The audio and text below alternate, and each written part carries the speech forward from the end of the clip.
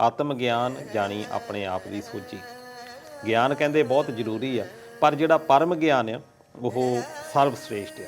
ਤੇ ਅੱਜ ਅਸੀਂ ਪਰਮ ਗਿਆਨ ਦੀ ਗੱਲ ਜਿਹੜੀ ਕਰਨੀ ਆ, ਇਸ ਪ੍ਰੋਗਰਾਮ ਜਿਸ ਦਾ ਨਾਮ ਆ ਆਤਮ ਗਿਆਨ। ਗੁਰਬਾਣੀ ਵਿਦਿਆ ਹੈ ਜੀ। ਗੁਰਬਾਣੀ ਦਾ ਆਦੇਸ਼ ਹੈ ਵਿਦਿਆ ਵਿਚਾਰੀ ਤਾਂ ਪਰਉਪਕਾਰ। ਜੀ। ਜੇ ਵਿਦਿਆ ਨਹੀਂ ਵਿਚਾਰੀ ਤਾਂ ਤੁਸੀਂ ਪਰਉਪਕਾਰ ਹੁੰਦਾ ਕਿਸੇ ਹੋਰ ਦਾ ਭਲਾ ਕਰਨਾ। ਰਾਮ ਇਹ ਪਿਤਾ ਪੁਰਖੀ ਨਾਮ ਹੈ ਜੀ। ਸਾਨੂੰ ਇਹਦਾ ਵੀ ਨਹੀਂ ਪਤਾ ਲੱਗਦਾ ਵੀ ਇੱਥੇ ਪਿਤਾ ਪੁਰਖੀ ਹੈ, ਪੋਤਾ ਪੁਰਖੀ ਨਾਮ ਹੈ ਕਿ ਦਾਦਾ ਪੁਰਖੀ। ਤਿੰਨ ਤਰ੍ਹਾਂ ਦੇ ਨਾਮ ਮਿਲਣਗੇ ਤੁਹਾਨੂੰ। ਅੱਛਾ ਜੀ। ਕਿਉਂਕਿ ਯਾਨੀ ਇਹ ਤੋਂ ਵੀ ਉੱਪਰ ਜਿਹੜਾ ਦਾਦਾ, ਇਹ ਤਾਂ ਸਭ ਤੋਂ ਛੋਟਾ ਹੈ ਉਹੀ ਹੈ ਵੀ ਨਾ। ਫੈਮਿਲੀ ਸਭ ਤੋਂ ਛੋਟਾ ਪੋਤਾ ਹੁੰਦਾ, ਜੀ। ਉਸ ਤੋਂ ਵੱਡਾ ਫਿਰ ਪਿਤਾ ਜੀ। ਜੀ। ਪਿਤਾ ਉਹ ਪੋਤਾ ਹੀ ਪਿਤਾ ਬਣੇਗਾ, ਸਮਾਂ ਆਉਣ ਤੇ ਉਹੀ ਦਾਦਾ ਬਣੇਗਾ। ਇਹ ਸਟੇਜਸ ਆ, ਇਹ ਸਟੇਜਿਸ ਹੈ। ਹੁਣ ਇਸ ਤਰ੍ਹਾਂ ਸਮਝਣਾ ਜ਼ਿਆਦਾ ਸੌਖਾ ਹੈ, ਸਮਝਾਇਆ ਵੀ ਇਹੀ ਹੈ। ਉਹ ਕਹਿੰਦੇ ਪਿਓ ਦਾਦੇ ਜਿਹਵਿਆ। ਜਿਹੜਾ ਪਿਓ ਹੈ ਆਤਮ ਹੈ, ਉਹ ਤਾਂ ਪਰਮੇਸ਼ਰ ਵਰਗਾ। ਹੁਣ ਆਪਾਂ ਇੱਕ ਹੋਰ ਟਰਮ ਯੂਜ਼ ਕਰਦੇ, ਉਹਦੇ ਬਾਰੇ ਵੀ ਤੁਹਾਨੂੰ ਦੱਸ ਦਾਂਗੇ। ਉਹ ਤਾਂ ਪਹਿਲਾਂ ਹੀ ਆਪਣੇ ਪਿਤਾ ਵਰਗਾ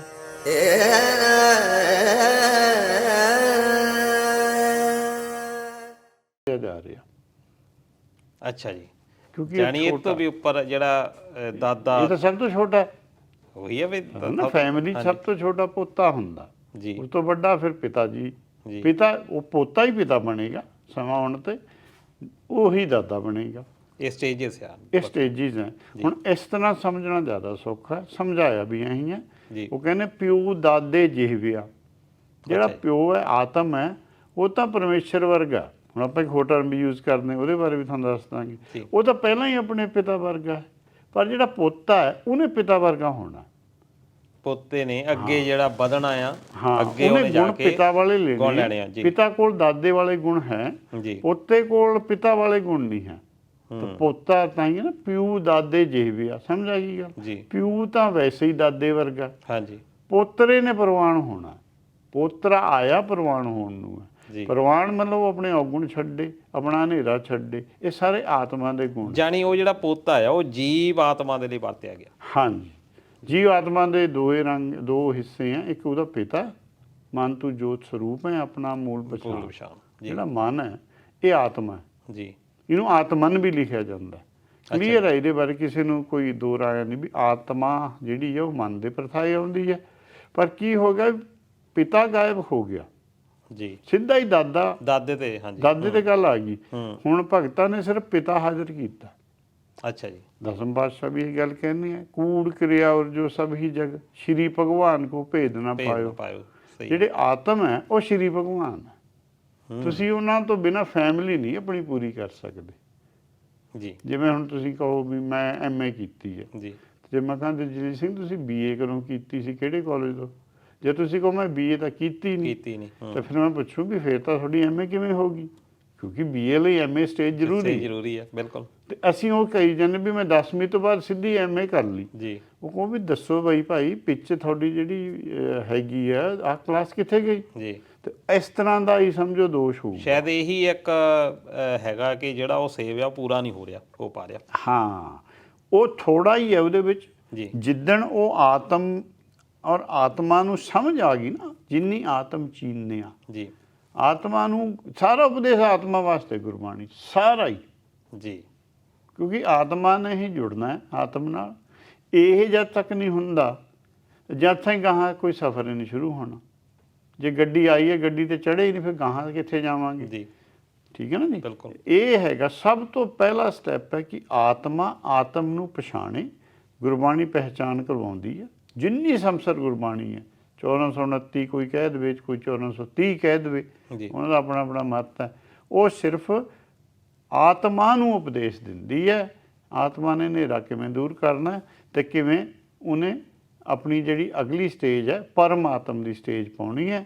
ਜਦੋਂ ਆਪਾਂ ਪਰਮਾਤਮਾ ਕਹਿੰਦੇ ਹਾਂ, ਆਪਾਂ ਦਿਖਾ ਸਕਦੇ ਹਾਂ ਕਿ ਜਿਹੜਾ ਵਰਡ ਆਤਮਾ ਹੈ ਇਹ ਹਨੇਰੇ ਦਾ ਨਾਮ ਹੈ। ਤੁਸੀਂ ਤਾਂ ਹੀ ਬਲੈਕ ਉਹਨੂੰ ਸ਼ੋਅ ਕੀਤਾ। ਤਾਂ ਮੈਂ ਸ਼ੋਅ ਕੀਤਾ ਜੀ। ਅਤੇ ਜਦੋਂ ਉਹਨੂੰ ਪਰਮਾਤਮਾ ਕਹਾਂਗੇ ਤਾਂ ਉਹ ਤਾਂ ਮਹਾਂ ਉਦੋਂ ਵੀ ਹਨੇਰਾ ਹੋ ਗਿਆ, ਜ਼ਿਆਦਾ ਵੱਧ ਗਿਆ। ਜਦ ਕਿ ਜਦ ਅਸੀਂ ਰੱਬ ਹੈ ਉਹਨੂੰ ਤਾਂ ਅਸੀਂ ਸੂਰਜ ਮੰਨਦੇ ਹਾਂ। ਰੱਬ ਨੂੰ ਹਾਂਜੀ ਬਿਲਕੁਲ। ਅਸੀਂ ਰਾਮ ਨੂੰ ਸੂਰਿਆਵੰਸ਼ੀ ਕਹਿੰਦੇ ਹਾਂ ਜੀ, ਕਿਉਂਕਿ ਸੂਰਜ ਕੀ ਗੁਣ ਹੈ? ਸੂਰਜ ਵਿੱਚ ਪ੍ਰਕਾਸ਼ ਹੈ। ਔਰ ਸੁਦੇ ਸਿੱਧ ਪ੍ਰਕਾਸ਼ ਹੈ। ਉਹਨੂੰ ਕਿਸੇ ਤੋਂ ਲੈਣ ਦੀ ਲੋੜ ਨਹੀਂ। ਲੈਣ ਦੀ ਲੋੜ ਨਹੀਂ, ਕਰਕੇ ਚੰਦ ਨੂੰ ਪ੍ਰਕਾਸ਼ ਲੈਣਾ ਪੈਂਦਾ ਜੀ। ਤਾਂ ਹੀ ਜਿਹੜੇ ਆਤਮਾ ਹੈ ਚੰਦ ਹੈ, ਆਤਮਾ ਚੰਦ ਆ ਤੇ ਜਿਹੜੀ ਆਤਮ ਆ ਉਹ ਉਹ ਸੂਰਜ ਹੈ। ਇਹ ਵੀ ਤਾਂ ਦਿੱਤਾ ਕਿਉਂਕਿ ਤਾਂ ਆਪਾਂ ਸਾਰੀ ਦੁਨੀਆ 'ਚ ਦਿਖਦੇ ਹਾਂ ਜੀ। ਹਾਂ, ਇਹਨਾਂ ਤੋਂ ਆਪਾਂ ਨਹੀਂ ਰਹਿ ਸਕਦੇ ਜੀ ਵਾਂਝੇ। ਔਰ ਜਦੋਂ ਵੀ ਬੰਦਾ ਦੇਖਦਾ ਤਾਂ ਹੀ ਗੁਰਬਾਣੀ ਵਿੱਚ ਥਿੱਤ ਬਾਣੀ ਆਈ ਹੈ। ਥਿੱਤਾਂ 2 ਵਾਰ ਬਲਕਿ 3 ਵਾਰ ਥਿੱਤ ਬਾਣੀ ਆਈ ਹੈ ਜੀ। ਥਿੱਤ ਹੁੰਦੀ ਹੈ ਕਿ ਚੰਦ ਦਾ ਪ੍ਰਕਾਸ਼ ਘਟਦਾ ਵੱਧਦਾ ਜੀ, ਵੀ ਤੁਸੀਂ ਏਕਮ ਤੋਂ ਸ਼ੁਰੂ ਕਰਦੇ ਹੋ ਜੀ। ਏਕਮ ਦਾ ਚੰਦ ਤਾਂ ਦਿਖਦਾ ਹੀ ਨਹੀਂ। ਮੁਸਲਮਾਨ ਭਰਾ ਬਹੁਤ ਵਾਰ ਈਦ ਦਾ ਵਰਤ ਜਿਹੜਾ ਉਹ ਰੱਖਦੇ ਆ ਰੋਜ਼ਿਆਂ ਦਾ, ਉਹ ਟੁੱਟਦਾ ਹੀ ਨਹੀਂ ਉਦਣ, ਚੰਦੇ ਨਹੀਂ ਦਿਖਦਾ ਜਾਂਦੇ। ਹਾਂਜੀ, ਕਿਉਂਕਿ ਅੱਜ ਕੱਲ੍ਹ ਤਾਂ ਪੋਲੂਸ਼ਨ ਹੋ ਗਿਆ। ਹਾਂਜੀ ਹਾਂਜੀ। ਤੇ ਜਦੋਂ ਤੁਸੀਂ ਏਕਮ ਦਾ ਚੰਦ ਹੈ ਬਹੁਤ ਮੱਧਮ ਹੈ ਜੀ, ਫਿਰ ਮੱਧਮ ਤੋਂ ਹੌਲੀ ਹੌਲੀ ਵੱਧਦਾ ਪੂਰਨਮਾਸ਼ੀ ਤੱਕ ਹੈ। ਪੂਰਨਮਾਸ਼ੀ ਜਿੱਦਣ ਹੋ ਗਈ ਉਦਣ ਤੁਹਾਡਾ ਪੂਰਾ ਹੋ ਜਾਂਦਾ, ਪੂਰਾ ਹੋ ਗਿਆ, ਉਦਣ ਉਹਨੇ ਇਹਦੇ ਵਿੱਚ ਆ ਕੇ ਫਿੱਟ ਹੋ ਜਾਣਾ ਬਸ। ਜਾਨੀ ਉਹ ਉਦਾਹਰਨ ਜਿਹੜੀ ਆ ਚੰਨ ਦੀ ਵੀ ਦਿੱਤੀ ਹੋਈ ਆ। ਚੰਦ ਬਹੁਤ ਤਸਬੀਹਾਂ ਜਿਹੜੀਆਂ ਆਲੇ ਦੁਆਲੇ ਆ ਤੁਹਾਡੇ ਵਰਤਨੀਆਂ ਆ, ਸਾਬਤ ਦੀ ਔਰ ਅਧੂਰੇ ਦੀ ਆਪਾਂ ਕੀਤੀ ਹੈ। ਹਾਂਜੀ। ਕਬੀਰ ਜੀ ਪੁੱਛਦੇ ਆ ਆਪਣੇ ਮੁਸਲਮਾਨ ਭਰਾਵਾਂ ਨੂੰ ਵੀ ਹੱਜ ਕਾਬੇ ਜਾਣ ਦਾ ਲਾਭ ਕੀ ਹੁੰਦਾ? ਦਿਲ ਸਾਬਤ ਹੋ ਜਾਣਾ ਚਾਹੀਦਾ। ਜਾ ਕਿ ਦਿਲ ਸਾਬਤ ਨਹੀਂ ਤਾਂ ਕੋ ਕਹਾਂ ਖੁਦਾ ਹੈ। ਹੁਣ ਸਾਬਤ ਵੀ ਪੂਰੇ ਦਾ ਹੀ ਨਾ ਹੁੰਦਾ। ਹਾਂਜੀ।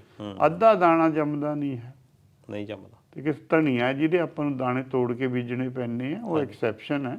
ਧਨੀਏ ਦੇ ਦਾਣੇ ਤੁਸੀਂ ਨਾ ਤੋੜੋ ਉਹ ਨਹੀਂ ਜੰਮਦਾ, ਪਰ ਹੋਰ ਦਾਣਾ ਤਾਂ ਕਦੇ ਜੰਮਦਾ ਹੀ ਨਹੀਂ।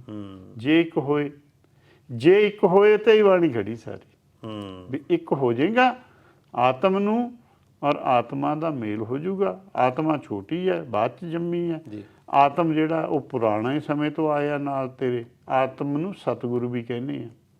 ਅੱਛਾ ਜੀ। ਇਹਦੀਆਂ ਤਸਵੀਰਾਂ ਬਹੁਤ ਹੈ, ਅੱਗੇ ਆਪਾਂ ਹੋਰ ਕਰਾਂਗੇ। ਪਰ ਆਪਾਂ ਨੂੰ 3 ਚੀਜ਼ਾਂ ਸਾਫ਼ ਹੋ ਗਈਆਂ ਵੀ ਅਸੀਂ ਆਤਮ ਨਾਲ ਆਏ ਸੀ, ਨਾਲ ਆਤਮਾ ਸੀ। ਆਤਮਾ ਜੰਤਰ ਦਾ ਕੰਮ ਕਰਨਾ ਚਾਹੀਦਾ ਸੀ, ਜੇ ਅਸੀਂ ਉਹ ਜੰਤਰ ਦਾ ਕੰਮ ਨਹੀਂ ਲਿਆ ਤਾਂ ਅਸੀਂ ਜੀ ਜੰਤ ਕਹਿੰਦੇ ਹਾਂ। ਹਾਂਜੀ, ਹਾਂ। ਕੌੜੀ ਸੁਖਮਣੀ ਲੋਕ ਪੜ੍ਹਦੇ ਆ ਰੋਜ਼, ਜੀ ਜੰਤ ਕੇ ਠਾਕਰਾ। ਠਾਕਰ ਤੇਰਾ ਵੀ ਇੱਕ ਹੀ ਹੈ ਪਿੱਛੇ, ਉਹਦੀ ਵੀ ਗੱਲ ਕਰ ਲੈਂਦੇ ਹਾਂ। ਪਰ ਉਹ ਆਪੇ ਵਰਤਨਹਾਰ ਵੀ ਉਹ ਜਿਹੜਾ ਜੀ ਔਰ ਜੰਤ ਹੈ ਇਹਦੇ 'ਚ ਕੀ ਫਰਕ ਹੈ? ਆਤਮਾ ਜਿਹੜੀ ਹੈ ਇਹ ਜੁੜਦੀ ਹੈ ਦਿਮਾਗ ਨਾਲ। ਅੱਛਾ। ਦਿਮਾਗ ਕੋਲ 5 ਗਿਆਨ ਇੰਦਰੀ, ਇਹਨਾਂ 'ਚ ਆਪਾਂ 2 ਦੀ ਗੱਲ ਕਰ ਲਈਏ। ਅੱਖਾਂ ਤੋਂ ਤੁਸੀਂ ਦੇਖੋ, ਅੱਖਰ ਪੜ੍ਹੋ। ਕੰਨਾਂ ਤੋਂ ਜਿਵੇਂ ਹੁਣ ਆਪਾਂ ਇੱਕ ਦੂਸਰੇ ਨਾਲ ਵਿਚਾਰ ਕਰ ਰਹੇ ਹਾਂ, ਤੇ ਆਪਣਾ ਆਤਮ ਗਿਆਨ ਵਧਾ ਲਓ ਜੀ। ਆਤਮਾ ਨੂੰ ਆਤਮ ਗਿਆਨ ਦੀ ਲੋੜ ਹੈ, ਕਿਉਂਕਿ ਆਤਮਾ ਜਦੋਂ ਇੱਥੇ ਆ ਜਾਂਦੀ ਹੈ ਦਿਮਾਗ 'ਚ, ਇਹਨੂੰ ਇੱਥੋਂ ਫਿਰ ਥੋੜ੍ਹਾ ਜਿਹਾ ਦੁਨੀਆ ਦੇਖਣ ਲੱਗਦੀ ਹੈ, ਵਾਪਸ ਜਾਣਾ ਇਹਨੂੰ ਔਖਾ ਹੋ ਜਾਂਦਾ। ਗੁਰਬਾਣੀ ਇਹਨੂੰ ਪਿੱਛੇ ਕਹਿੰਦੀ ਹੈ, ਨਿਘਰਿਆ ਘਰ ਆਓ। ਅਸਲੀ ਘਰ ਤਾਂ ਤੇਰਾ ਆਤਮ ਦੇ ਨਾਲ ਹੈ। ਔਰ ਇਹਨੂੰ ਆਤਮਾ ਨੂੰ ਇਸਤਰੀ ਰੂਪ 'ਚ ਵੀ ਕਿਹਾ ਹੋਇਆ, ਸੀਤਾ ਨੂੰ ਵੀ ਇਹਨੂੰ ਮੰਨਿਆ ਹੋਇਆ। ਗੁਰਬਾਣੀ 'ਚ ਉਹਦਾ ਵੀ, ਜਪਜੀ 'ਚ ਸੀਤਾ ਦਾ ਵੀ ਨਾਮ ਆਉਂਦਾ ਜਪ ਬਾਣੀ 'ਚ, ਤੇ ਇਹਦੇ ਵਿੱਚ ਰਾਮ ਦਾ ਨਾਮ ਵੀ ਆਉਂਦਾ। ਜਾਨੀ ਜਦੋਂ ਘਰ ਦੀ ਗੱਲ ਹੁੰਦੀ ਆ ਵੀ ਘਰ ਆਓ, ਤੇ ਉਹ ਘਰ ਇਹ ਆ। ਘਰ ਇਹਦਾ ਹੈਗਾ ਹਿਰਦਾ, ਜਿੱਥੇ ਆਤਮ ਰਹਿੰਦਾ। ਤੇ ਛੋਟਾ ਘਰ ਹੁੰਦਾ ਅਵਕਟ, ਜਿੱਥੇ ਤ੍ਰਿਕੁਟੀ, ਜਿਹਨੂੰ ਜੋਗੀ ਕਹਿੰਦੇ ਆ। ਇਹਨੂੰ ਬਾਕੀ ਲੋਕ ਅਵਕਟ ਕਹਿ ਦਿੰਦੇ ਆ। ਜੋਗੀਆਂ ਨੂੰ ਪਤਾ ਵੀ ਤ੍ਰਿਕੁਟੀ ਚੋਂ ਮਨ ਨੂੰ ਖਿੱਚਣਾ, ਪਰ ਉਹਨਾਂ ਕੋਲ ਉਹ ਗਿਆਨ ਨਹੀਂ ਹੈਗਾ। ਉਹਨੂੰ ਫਿਜ਼ੀਕਲੀ ਖਿੱਚਣਾ ਚਾਹੁੰਦੇ ਆ। ਉਹ ਪ੍ਰੈਕਟਿਸ ਕਰਦੇ, ਜਿੱਦਾਂ ਆਪਾਂ ਰਿੱਧੀ ਸਿੱਧੀ ਦੀ ਗੱਲ ਆ ਜਿਹੜੀ ਉਹ ਅਭਿਆਸ ਕਰਦੇ ਆ। ਐਸਾ ਅਭਿਆਸ ਨਹੀਂ ਹੈ। ਗਿਆਨ ਵਿਚਾਰ ਇਹ ਸਾਧਨ ਹੈ। ਗਿਆਨ ਵਿਚਾਰ ਨਾਲ, ਕਿਉਂਕਿ ਗਿਆਨ ਨੇ ਇੱਦਾਂ ਹੀ ਬਣਿਆ ਹੋਇਆ। ਪਰ ਜਿਹੜੀ ਯੋਗ ਆ, ਜਾਂ ਕਹਿ ਲਓ ਵੀ ਜਿਹੜੀਆਂ ਉਹਨਾਂ ਦੀਆਂ ਜੋ ਵੀ ਹੈਗੀਆਂ ਮਨੌਤਾਂ, ਉਹ ਸਹਾਇਕ ਹੋ ਸਕਦੀਆਂ ਗਿਆਨ ਪ੍ਰਾਪਤੀ ਦੇ ਲਈ, ਜੇ ਉਹਨਾਂ ਕੋਲ ਗਿਆਨ ਹੈਗਾ ਤਾਂ। ਗਿਆਨ ਜਿਹੜਾ ਆਤਮ ਗਿਆਨ ਜੀ, ਤੇ ਉਹ ਸਹਾਇਕ ਹੋ ਸਕਦੀਆਂ ਜੇ ਆਤਮ ਗਿਆਨ ਉਹਦੇ ਕੋਲ ਆ। ਪਰ ਜੇ ਆਤਮ ਗਿਆਨ ਤੁਹਾਡੇ ਕੋਲ ਹੈ ਤਾਂ ਉਹਨਾਂ ਤੋਂ ਬਿਨਾਂ ਵੀ ਸਰ ਸਕਦਾ। ਆਤਮ ਗਿਆਨ ਤੋਂ ਬਿਨਾਂ ਆਪਣੀ ਮੱਤ ਨਹੀਂ ਮੰਨਿਆ, ਕਿਉਂਕਿ ਜਦੋਂ ਤੁਸੀਂ ਪੜ੍ਹਦੇ ਹੋ ਮੂਲ ਮੰਤਰ, ਉਹਦੇ ਅਖੀਰ 'ਚ ਲਿਖਿਆ ਹੋਇਆ ਗੁਰਪ੍ਰਸਾਦ। ਹਾਂਜੀ। ਗੁਰਪ੍ਰਸਾਦ ਤੋਂ ਬਿਨਾਂ ਤੁਹਾਡੀ ਜਿਹੜੀ ਗੱਠ ਲੱਗੀ ਹੋਈ ਹੈ ਨਾ, ਉਹ ਨਹੀਂ ਖੁੱਲ੍ਹਣੀ ਜੀ। ਗੁਰਪ੍ਰਸਾਦ ਨੇ ਉਹ ਗੰਢ ਖੋਲ ਦੇਣੀ ਜਿਹੜੀ ਤੁਹਾਡੀ ਮਾਇਆ ਨਾਲ ਪਈ ਹੈ ਜੀ। ਮਾਇਆ ਨਾਲ ਅਸੀਂ ਗੰਢੇ ਹੋਏ ਹਾਂ, ਕਿਉਂਕਿ ਮਾਇਆ 'ਚ ਅਸੀਂ ਰਹਿੰਦੇ ਹਾਂ। ਮਾਇਆ ਜ਼ਰੂਰਤ ਹੈ ਸਾਡੀ, ਛੱਡੀ ਨਹੀਂ ਜਾ ਸਕਦੀ ਜੀ, ਤਿਆਗੀ ਜਾ ਸਕਦੀ ਹੈ। ਆਤਮ ਗਿਆਨੀਆਂ ਨੇ ਕੀ ਕੀਤਾ? ਮਾਇਆ ਤਿਆਗਤੀ, ਰਹਿੰਦੇ ਹੋਏ ਵੀ ਵਿੱਚ ਉਹਦੀ ਵਰਤੋਂ ਲੋੜ ਹਿਸਾਬ ਕਰੀਦੀ ਹੈ। ਉਹਨੂੰ ਭੁੱਖ ਨਹੀਂ ਬਣਾਈਦਾ, ਜਿਵੇਂ ਜਾਨਵਰ ਕਰਦੇ ਆ, ਜਿਵੇਂ ਪੰਛੀ ਕਰਦੇ ਆ। ਫਰੀਦ ਜੀ ਕਹਿੰਦੇ, ਬਲਿਹਾਰੀ ਤੇ ਨਾ ਪੰਖੀਆਂ ਜੰਗਲ 'ਚ ਨਾ ਵਾਸ। ਕਿਹੜਾ ਉਹਨਾਂ ਕੋਲ ਗੋਡਾਊਨ ਹੈ? ਕੁਛ ਨਹੀਂ। ਫਿਰ ਸਾਡੇ ਨਾਲੋਂ ਢੋਲੇ ਲੈਂਦੀਆਂ ਲਾਉਂਦੇ ਆ ਜੀ ਹਾਂਜੀ, ਮਸਤ ਰਹਿੰਦੇ ਮਸਤ ਰਹਿੰਦੇ ਆ। ਹਾਂ, ਇਹ ਸਿਰਫ ਇਨਸਾਨ ਰੱਖਦਾ। ਇੱਕ ਉਹ ਗਾਣਾ ਹੈਗਾ ਸ਼ਾਇਦ ਉਹ ਪਾਕਿਸਤਾਨੀ ਸਿੰਗਰ ਨੇ ਗਾਇਆ ਵੀ ਉਹਨਾਂ ਕੋਲ ਕੋਈ ਗੋਡਾਊਨ ਨਹੀਂ ਹੈ, ਜਿਹਨਾਂ ਕੋਲ ਗੋਡਾਊਨ ਹੈ ਫੈਮਿਨ 'ਚ ਭੁੱਖੇ ਉਹੀ ਮਰਦੇ ਆ, ਉਹੀ ਮਰਦੇ ਜਦੋਂ ਕਾਲ ਪੈਂਦਾ ਉਹ ਜਾਨਵਰ ਨਹੀਂ ਮਰਦਾ, ਕਿਉਂਕਿ ਸਾਨੂੰ ਭਰੋਸਾ ਨਹੀਂ ਹੈ। ਹੁਣ ਆਪਾਂ ਤਿੰਨ ਗਲਤਾਂ ਹੋ ਗਈਆਂ। ਜਿੱਦਾਂ ਹੁਣ ਪਰਮਾਤਮਾ ਦੀ ਆਪਾਂ ਗੱਲ ਕਰਦੇ ਸੀ, ਪਰਮਾਤਮਾ ਹੋ ਗਿਆ, ਅਸੀਂ ਤਾਂ ਪਰਮਾਤਮਾ ਜਿਹੜਾ ਆ ਉਹਨੂੰ ਬਹੁਤ ਉੱਪਰ ਰੱਖਦੇ ਸੀ, ਪਰ ਰੱਖਣਾ ਆ ਪਰਮਾਤਮਾ ਨੂੰ।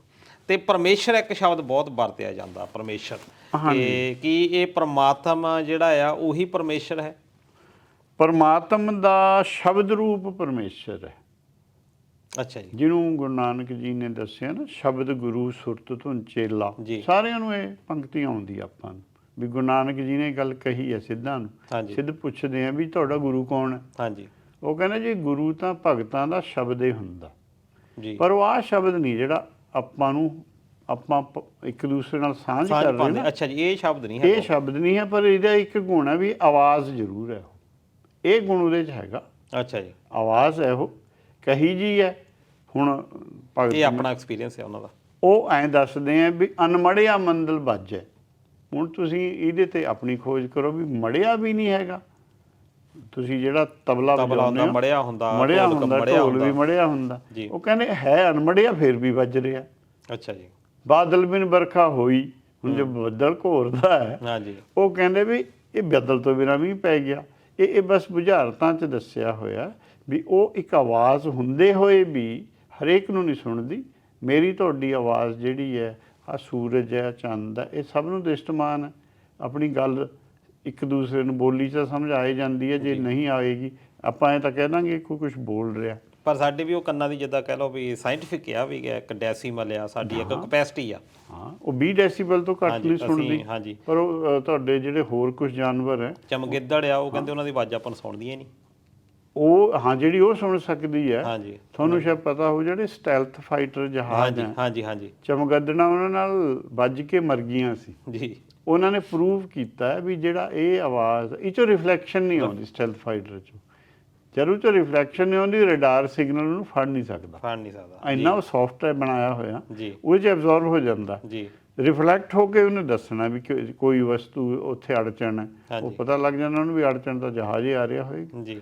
ਸੋ ਇਹ ਸਾਇੰਸ ਤੋਂ ਤਾਂ ਬਹੁਤ ਸੌਖਾ ਰਹਿੰਦਾ ਧਰਮ ਸਮਝਣਾ, ਪਰ ਇੱਕ ਇੱਕ ਆਪਾਂ ਗੁਣ ਲੈਣਾ। ਹਾਂਜੀ, ਤੇ ਆਪਾਂ ਹੁਣ ਗੱਲ ਕਰ ਰਹੇ ਸੀ, ਆਪਾਂ ਨੂੰ ਆਤਮ ਪਰਮਾਤਮਾ ਹੋ ਗਿਆ ਜੀ। ਹੁਣ ਆਪਾਂ ਕੀ ਕਰਦੇ ਹਾਂ ਵੀ ਅਸੀਂ ਪਰਮੇਸ਼ਰ ਦੀ ਜਗ੍ਹਾ ਪਰਮਾਤਮਾ ਯੂਜ਼ ਕਰਨ ਲੱਗ ਗਏ। ਹਾਂਜੀ, ਅਸੀਂ ਵਰਤਦੇ ਆਏ, ਅਸੀਂ ਪਰਮਾਤਮਾ ਹਰ ਵਾਰੀ ਪਰਮਾਤਮਾ ਭਲੀ ਕਰੇ ਅਸੀਂ ਵੀ ਵਰਤਦੇ ਸੀ। ਹਾਂਜੀ, ਅਸੀਂ ਵੀ ਬਾਹਰ ਨਹੀਂ ਸੀ, ਪਰ ਜਦੋਂ ਪੜ੍ਹਿਆ, ਜਦੋਂ ਖੋਜਿਆ ਤਾਂ ਦੇਖਿਆ ਵੀ ਸਾਡਾ ਜਿਹੜਾ ਗ੍ਰੰਥ ਹੈ ਜਾਂ ਸਾਡੀ ਜਿਹੜੀ ਰਚਨਾ ਹੈਗੀ ਹੈ, ਇਹਦੇ ਵਿੱਚ ਇਹ ਮੀਨਿੰਗ ਨਹੀਂ ਹੈ। ਉਹ ਫਿਰ ਸੋਚਿਆ ਕਿਉਂ ਨਹੀਂ ਹੈ? ਉਹ ਕਹਿੰਦੇ ਭਗਤਾਂ ਤੇ ਸੰਸਾਰੀਆਂ ਜੋੜ ਕਰੇ ਨਾ ਆਵੇ। ਜਿਹੜੇ ਭਗਤ ਹੈ ਉਹਨਾਂ ਦੀ ਭਾਸ਼ਾ ਔਰ ਜਿਹੜੀ ਸੰਸਾਰ ਦੀ ਭਾਸ਼ਾ 'ਚ ਅੰਤਰ ਜੀ। ਜਿਹੜੀ ਗੱਲ ਨੂੰ ਉਹ ਪਰਮਾਤਮਾ ਕਹਿ ਕੇ ਐਡਰੈਸ ਕਰਦੇ ਸੀ, ਉਹ ਇਸ ਮੱਤ ਦੇ ਹਿਸਾਬ ਨਾਲ ਛੋਟੀ ਸੀ। ਤੇ ਉਹਦਾ ਵੱਡਾ ਰੂਪ ਕੀ ਹੈ?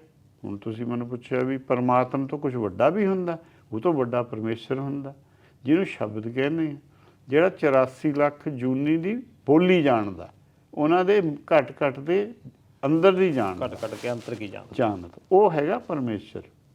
ਉਹਦਾ ਨਾਮ ਹੈ, ਸੰਗਿਆ ਹੈ। ਇਹਦਾ ਮਤਲਬ ਹੈ ਕਿ ਪਰਮੇਸ਼ਰ ਜਿਹੜਾ ਆ ਉਹ ਸੁਪਰੀਮ ਆ, ਨਾ ਕਿ ਪਰਮਾਤਮ ਤੋਂ ਵੀ ਉੱਤੇ ਦੀ ਅਵਸਥਾ ਪਰਮੇਸ਼ਰ। ਹਾਂ, ਕਿਉਂਕਿ ਇਹ ਵਰਡ ਬਣਿਆ ਈਸ਼ਰ ਤੋਂ ਜੀ। ਈਸ਼ਰ ਦੇ ਮੂਹਰੇ ਕੀ ਲੱਗ ਗਿਆ?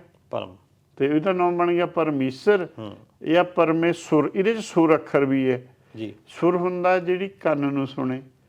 ਅੱਛਾ ਜੀ, ਸੁਰ ਹੁੰਦੀ ਨਾ, ਇੱਕ ਸੁਰ ਹੁੰਦੀ ਹੈ ਜੀ। ਇਹ ਅੱਜ ਕੋਈ ਜਿਹਨੂੰ ਸੁਰ ਨਾ ਆਉਂਦੀ ਹੋਵੇ, ਮੇਰੇ ਵਰਗੇ ਨੂੰ ਅਗਲਾ ਕਹਿ ਦਿੰਦਾ ਤੂੰ ਭਾਈ ਬੇਸੁਰਾ ਜਾਂ ਅਸੁਰ ਹੈ। ਹਾਂਜੀ, ਜਿਹੜੇ ਰਾਖਸ਼ ਉਹਨਾਂ ਨੂੰ ਅਸੁਰ ਕਹਿੰਦੇ ਆ ਜੀ, ਕਿ ਉਹਨਾਂ ਦੀ ਸੱਚ ਨਾਲੋਂ ਸੁਰ ਟੁੱਟ ਗਈ ਜੀ। ਜਿਹੜੇ ਸੁਰ ਕੀ ਦੀ ਚੱਲ ਰਹੀ ਹੈ? ਪਰਮੇਸ਼ਰ ਦੀ ਚੱਲ ਰਹੀ ਹੈ। ਉਹ ਜਿਹੜੇ ਸੁਰ ਤੋਂ ਟੁੱਟ ਗਏ, ਉਹ ਕੀ ਹੋ ਜਾਂਦੇ ਆ? ਉਹ ਅਸੁਰ ਹੋ ਜਾਂਦੇ ਜੀ। ਜਿਹੜੇ ਸੁਰ ਨਾਲ ਸੁਰ ਮਿਲਾ ਕੇ ਚੱਲਦੇ ਆ, ਉਹ ਸੁਰ ਹੈ ਜਾਂ ਦੇਵਤੇ ਹੈ ਜੀ। ਸੋ ਦੇਵਤੇ ਰਾਖਸ਼ ਦੀ ਗੱਲ ਵੀ ਜਿਹੜੀ ਹੈਗੀ ਹੈ, ਉਹ ਗਿਆਨ ਦੇ ਨਾਲ ਜੁੜਦੀ ਹੈ। ਜਿਹੜਾ ਗਿਆਨੀ ਉਹ ਰਾਖਸ਼ ਹੈ, ਜਿਹਨੂੰ ਗਿਆਨ ਹੈ ਉਹ ਦੇਵਤਾ। ਹੁਣ ਪਰ ਇੰਡੀਆ ਵਿੱਚ ਨਾ 3 ਮੱਤਾਂ ਚੱਲਦੀਆਂ। ਅੱਛਾ। ਇਹਦਾ ਵੀ ਸਾਨੂੰ ਬੋਧ ਨਹੀਂ ਹੈ। ਅਸੀਂ ਹਰੇਕ ਨੂੰ ਹਿੰਦੂ ਕਹਿ ਦਿੰਦੇ ਹਾਂ ਜੀ। ਹਿੰਦੂ ਇੱਕ ਰੀਜਨ ਦਾ ਨਾਮ, ਰੀਜਨ ਦਾ ਨਾਮ ਜੀ, ਜਦ ਕਿ ਧਰਮ ਤਾਂ ਸਨਾਤਨ ਹੈ। ਧਰਮ ਸਨਾਤਨ ਵੀ ਹੈ, ਧਰਮ ਸ਼ੈਵਿਜ਼ਮ ਵੀ ਹੈ, ਧਰਮ ਵੈਸ਼ਨਵਿਜ਼ਮ ਵੀ ਹੈ। ਜੀ। ਤਿੰਨੇ ਧਰਮ ਹੈ ਉਹਦੇ ਵਿੱਚ। ਜਿਹੜੇ ਵੈਸ਼ਨਵ ਔਰ ਸ਼ਿਵ ਹੈ ਇਹਨਾਂ ਦਾ ਇਕੱਠਾ ਅੱਖਰ ਹੈਗਾ ਈਸਰ। ਜੀ। ਸ਼ਿਵ ਜੀ ਬਾਰੇ ਲਿਖਣਾ ਹੋਵੇ, ਸ਼ਿਵ ਦੀ ਮੱਤ, ਕਿਉਂਕਿ ਸ਼ਿਵ ਆਪਣੀ ਮੱਤ ਦੇ ਪ੍ਰਧਾਨ ਹੈ ਜੀ, ਉਹਨਾਂ ਬਾਰੇ ਈਸਰ ਵਰਡ ਆ ਜਾਂਦਾ। ਵਿਸ਼ਨੂੰ ਦੇ ਬਾਰੇ ਲਿਖਣਾ ਹੋਵੇ ਤਾਂ ਉਹਨਾਂ ਲਈ ਵੀ ਆ ਜਾਂਦਾ। ਇਹ ਦੋਹਾਂ ਦਾ ਸਾਂਝਾ ਮੱਤਾਂ ਦਾ। ਅੱਛਾ, ਸ਼ੈਵ ਦਾ ਤੇ ਵੈਸ਼ਨਵ ਦਾ। ਹਾਂ। ਤੇ ਤੀਸਰਾ ਹੈਗਾ ਬ੍ਰਹਮਾ। ਉਹ ਜਿਹੜੀ ਹੈਗੀ ਉਹ ਬ੍ਰਹਮਾ ਦੀ ਜਾਂ ਬ੍ਰਹਮ ਦੀ ਜਿਹੜੀ ਆਪਾਂ ਕਹਿੰਦੇ ਤ੍ਰਿਕੁਟੀ ਹੈਗੀ ਹੈ, ਬ੍ਰਹਮ ਵਿਸ਼ਨੂੰ ਮਹੇਸ਼, ਹਾਂਜੀ। ਜਾਂ ਬ੍ਰਹਮਾ ਵਿਸ਼ਨੂੰ ਮਹੇਸ਼ ਆਪਾਂ ਕਹਿੰਦੇ ਆ। ਉਹ ਉੱਥੇ ਵਿਸ਼ਨੂੰ ਅੱਖਰ ਜਿਹੜਾ ਹੈਗਾ ਉਹ ਔਂਕੜ ਨਾਲ ਲਿਖਿਆ ਹੋਇਆ, ਪਰ ਉਹ ਔਂਕੜ ਬੋਲਦਾ ਨਹੀਂ ਹੈ। ਜਿਵੇਂ ਆਪਾਂ ਪਰਮਾਤਮੂ ਨਹੀਂ ਕਹਿੰਦੇ। ਹਾਂਜੀ। ਹਾਂ, ਤੁਸੀਂ ਇਹ ਅੱਖਰ ਪੜ੍ਹੇ ਆ ਨਾ ਇੱਥੇ, ਤੁਸੀਂ ਜੇ ਇਹਨੂੰ ਪੜ੍ਹ ਕੇ ਵੀ ਦੇਖੋ ਇਹਦੇ ਦੋਹੇ ਜਗ੍ਹਾ ਲੱਗਿਆ ਹੋਇਆ, ਪਰ ਆਪਾਂ ਇਹਨੂੰ ਆਤਮੂ ਨਹੀਂ ਕਹਿੰਦੇ। ਆਤਮ ਪੜ੍ਹਦੇ ਆ, ਮਾਂ ਪਰ ਸਟ੍ਰੈਸ ਦੇ ਸਕਦੇ ਆ, ਪਰ ਆਤਮ ਮੂੰਹ ਨਹੀਂ ਪੜ੍ਹਦੇ। ਉਵੇਂ ਉਹ ਵਿਸ਼ਣ ਦੇ ਮੂਹਰੇ ਔਂਕੜ ਜਿਹੜਾ ਲੱਗ ਗਿਆ ਉਹ ਵਿਸ਼ਨੂੰ ਕਹਿਣ ਲੱਗ ਗਏ। ਅੱਛਾ, ਜਦ ਕਿ ਹੈ ਵਿਸ਼ਨ। ਹਾਂ, ਵਿਸ਼ਨ ਇੱਕ ਸਿੰਗੂਲਰ ਤਾਂ ਲੱਗਦਾ ਵੀ ਹਰੇਕ ਦਾ ਆਪਣਾ ਆਪਣਾ ਵਿਸ਼ਨ ਹੈ। ਗੁਰਬਾਣੀ ਨੇ ਕਿਸੇ ਖਾਸ ਵਿਅਕਤੀ ਵਿਸ਼ੇਸ਼ ਨੂੰ ਵਿਸ਼ਨ ਨਹੀਂ ਮੰਨਿਆ, ਹਰੇਕ 'ਚ ਵਿਸ਼ਨ ਹੈ। ਜੇ ਤੁਸੀਂ ਸ਼ਿਵ ਮਤ ਨੇ ਹੋ ਤਾਂ ਹਰੇਕ ਦੇ ਵਿੱਚ ਸ਼ਿਵ ਹੈ। ਜੇ ਤੁਸੀਂ ਸਨਾਤਨ ਮਤ ਨੇ ਹੋ ਤੁਹਾਡੇ 'ਚ ਬ੍ਰਹਮ ਹੈ। ਸਨਾਤਨ ਮਤ ਵਾਲੇ ਬ੍ਰਹਮ ਨੂੰ ਮੂਹਰੇ ਮੰਨਦੇ ਆ, ਬ੍ਰਹਮਾ ਜੀ ਨੂੰ ਆਪਾਂ ਕਹਿੰਦੇ ਹਾਂ ਜੀ। ਤੇ ਸ਼ੈਵਿਜ਼ਮ ਵਾਲੇ ਜਿਹੜੇ ਉਹ ਸ਼ਿਵ ਜੀ ਨੂੰ ਅੱਗੇ ਮੰਨਦੇ ਨੇ, ਤੇ ਉਹ ਸ਼ੈਵਿਜ਼ਮ ਵਾਲੇ ਕਹਿੰਦੇ ਆ ਸਾਨੂੰ ਰਾਗ ਵੀ ਸੁਣਦਾ। ਪਰ ਜਿਹੜੇ ਵਿਸ਼ਨੂੰ ਵਾਲੇ ਆ ਉਹ ਕਹਿੰਦੇ ਸਾਡੇ ਕੋਲ ਵੇਦ ਹੈ ਜੀ। ਇੱਕ ਵੇਦ ਤੇ ਖੜੀ ਆ ਮਤ, ਇੱਕ ਵੇਦ ਵਿਚਾਰ ਕਰਦੇ ਆ ਬ੍ਰਹਮਾ ਵਾਲੇ। ਸ਼ਿਵ ਵਾਲੇ ਕਹਿੰਦੇ ਸਾਨੂੰ ਵੇਦ ਦੀ ਲੋੜ ਨਹੀਂ, ਸਾਨੂੰ ਵੈਸੇ ਹੀ ਨਾਦ ਸੁਣਦਾ। ਇਹ ਉਹਨਾਂ ਦਾ ਮੰਨਿਆ ਹੋਇਆ ਜੀ। ਉਹ ਆਪਾਂ ਅੱਗੇ ਕਲੀਅਰ ਕਰਾਂਗੇ ਵੀ ਵੇਦ ਮਤ ਦੇ ਹਿਸਾਬ ਨਾਲ ਜਾਂ ਗੁਰਮਤ ਦੇ ਹਿਸਾਬ ਨਾਲ ਕੀ ਹੈ। ਸੋ ਪਰਮੇਸ਼ਰ ਇੱਕ ਆਪਾਂ ਇਕੱਠ ਨੂੰ ਕਹਿੰਦੇ ਆ ਜੀ, ਕਲੈਕਟਿਵ ਨਾਊਨ ਹੈ। ਜਿਵੇਂ ਪਰਿਵਾਰ ਹੋ ਗਿਆ, ਤੁਸੀਂ ਕਹਿੰਦੇ ਮੇਰਾ ਪਰਿਵਾਰ ਹੋ ਸਕਦਾ, ਤੁਹਾਡੇ ਪਰਿਵਾਰ 'ਚ 25 ਮੈਂਬਰ ਹੋਣ, ਹਾਂਜੀ, ਪਰ ਪਰਿਵਾਰ ਵੀ ਸਿੰਗੂਲਰ ਹੈ, ਮੈਂਬਰ ਸਿੰਗੂਲਰ ਨਹੀਂ ਹੈ ਜੀ। ਪਰਿਵਾਰ ਵੀ ਸਿੰਗੂਲਰ ਵਰਡ ਹੈ। ਐਵੇਂ ਆਪਾਂ ਕਹਿੰਦੇ ਆ ਵੀ ਫੌਜ ਹੈ ਜੀ, ਫੌਜ ਕਲੈਕਟਿਵ ਨਾਊਨ ਹੈ। ਇੱਕ ਸਿੰਗੂਲਰ ਹੈ, ਸਿੰਗੂਲਰ ਹੈ ਪਲੂਰਲ, ਹਾਂਜੀ, ਵਰਤਦੇ ਸਿੰਗੂਲਰ ਹੈ। ਇਸੇ ਤਰ੍ਹਾਂ ਸਿਪਾਹੀ ਜਿਹੜਾ ਉਹ ਸਿੰਗੂਲਰ ਹੈ, ਫੌਜ ਵੀ ਸਿੰਗੂਲਰ ਹੈ, ਪਰ ਫੌਜ ਵਿੱਚ ਸਿਪਾਹੀਆਂ ਦਾ ਇਕੱਠ ਹੈ। ਹਾਂਜੀ, ਉਹ ਬਹੁਵਚਨ ਹੋ ਗਿਆ। ਹਾਂ, ਜਿਹੜਾ ਪਰਮੇਸ਼ਰ ਹੈ ਉਹ ਪਰਮਾਤਮ ਦਾ ਇਕੱਠ ਹੈ ਜੀ। ਜਿੰਨੇ ਪਰਮਾਤਮ ਹੋ ਗਏ ਹੈ, ਜਿਨ੍ਹਾਂ ਦੀ ਆਤਮਾ ਆਤਮ 'ਚ ਸਮਾ ਗਈ, ਉਹ ਪਰਮਾਤਮ ਹੋ ਗਏ। ਉਹ ਪਰਮਾਤਮ ਜਿਹੜੇ ਆ ਸ਼ਬਦ ਸਮਾ ਜਾਂਦੇ ਆ, ਫਿਰ ਅੱਗੇ ਜੀ ਉਹ ਗੁਰੂ ਰੂਪ ਹੋ ਜਾਂਦੇ ਆ, ਉਹ ਫਿਰ ਸਾਰੀ ਸ੍ਰਿਸ਼ਟੀ ਦਾ ਕਰਦੇ ਆ। ਸੋ ਇਹ ਪਰਮੇਸ਼ਰ ਹੈਗਾ ਕਿ ਇਹ ਕਲੈਕਟਿਵ ਨਾਊਨ ਹੈ, ਇਹ ਸਾਰੇ ਪਰਮਾਤਮ ਦਾ ਇਕੱਠ ਹੈ ਜੀ। ਤੇ ਇਸ ਨਾਲ ਸਾਨੂੰ ਲਿਖਿਆ ਹੋਇਆ, ਸਾਨੂੰ ਸਮਝਾਇਆ ਹੋਇਆ। ਉਹਦੇ ਅੱਖਰ ਪਾਰ ਬ੍ਰਹਮ ਵੀ ਆਉਂਦਾ ਉਹਦੇ ਲਈ। ਤੇ ਇੱਕ ਆਪਾਂ ਹੋਰ ਐਸਪੈਕਟ ਚਾਹੁੰਦੇ ਹਾਂ ਕਿ ਆਪਾਂ ਸੁਣੀਆਂ ਹੋਈਆਂ ਕਹਾਣੀਆਂ ਐਡਮ ਈਵ ਜਾਣੀ ਕਹ ਲਓ ਕਿ ਕ੍ਰਿਸਚੈਨਿਟੀ ਦਾ ਜਿਹੜਾ ਕਹਿੰਦੇ ਵੀ ਇਦਾਂ ਦੁਨੀਆ ਸਟਾਰਟ ਸਿਮੈਟਿਕ ਫੇਥ ਤਿੰਨੇ ਮੰਨਦੇ ਆ। ਹਾਂਜੀ, ਹੁਣ ਅਸਲ 'ਚ ਉਹ ਅੱਖਰ ਆਦਮ ਸੀਗਾ। ਆਦਮ ਜਾ ਕੇ ਥੋੜਾ ਜਿਹਾ ਚੇਂਜ ਹੋ ਕੇ ਐਡਮ ਹੋ ਗਿਆ। ਹੁਣ ਉਹ ਵਿਅਕਤੀ ਵਿਸ਼ੇਸ਼ ਨੂੰ ਆਦਮ ਮੰਨਦੇ ਆ। ਹਾਂਜੀ, ਜਦੋਂ ਐਡਮ ਦਾ ਆਪਾਂ ਐਡਮ ਦੀ ਗੱਲ ਕਰਦੇ ਹਾਂ, ਜਦੋਂ ਆਪਾਂ ਬਾਈਬਲ ਪੜ੍ਹਦੇ ਉਹ 'ਚ ਤਾਂ ਐਡਮ ਆਉਂਦਾ। ਉਹੀ ਜਦੋਂ ਟਰਾਂਸਲੇਸ਼ਨ ਬਾਈਬਲ ਵਾਲੇ ਆਪਣੇ ਪੰਜਾਬ ਵਿੱਚ ਜਾਂਦੇ ਆ, ਉਹਨਾਂ ਦੀ ਜਿਹੜੀ ਈਸਾਈ ਮੱਤ ਵਾਲੇ ਵੰਡਦੇ ਆ ਬੁੱਕਲੈਟਸ ਵਗੈਰਾ, ਉਹਨਾਂ 'ਚ ਆਦਮ ਸ਼ਬਦ ਵਰਤਿਆ। ਹਾਂਜੀ, ਹੁਣ ਆਦਮ ਵੀ ਗੁਣਵਾਚਕ ਸ਼ਬਦ ਹੈ। ਆਜਮਾ ਦਮ, ਹਾਂਜੀ। ਹੁਣ ਹਮ ਆਦਮੀ ਹੈ ਇੱਕਦਮ ਹੀ। ਹਾਂ, ਹੁਣ ਤੁਹਾਨੂੰ ਗੱਲ ਕਲੀਅਰ ਹੋ ਗਈ। ਇਹ ਦਮ ਨਾਲ ਐਸੋਸੀਏਟਿਡ ਹੈ। ਦਮ ਨੂੰ ਪ੍ਰਾਣ ਵੀ ਕਿਹਾ ਹੋਇਆ। ਆਪਣੇ ਸਾਰਿਆਂ 'ਚ ਆਦਮ ਹੈ, ਸਾਰਿਆਂ 'ਚ ਆਪਣੇ ਹਊਆ ਹੈ, ਸਾਰਿਆਂ 'ਚ ਸ਼ੈਤਾਨ ਹੈ।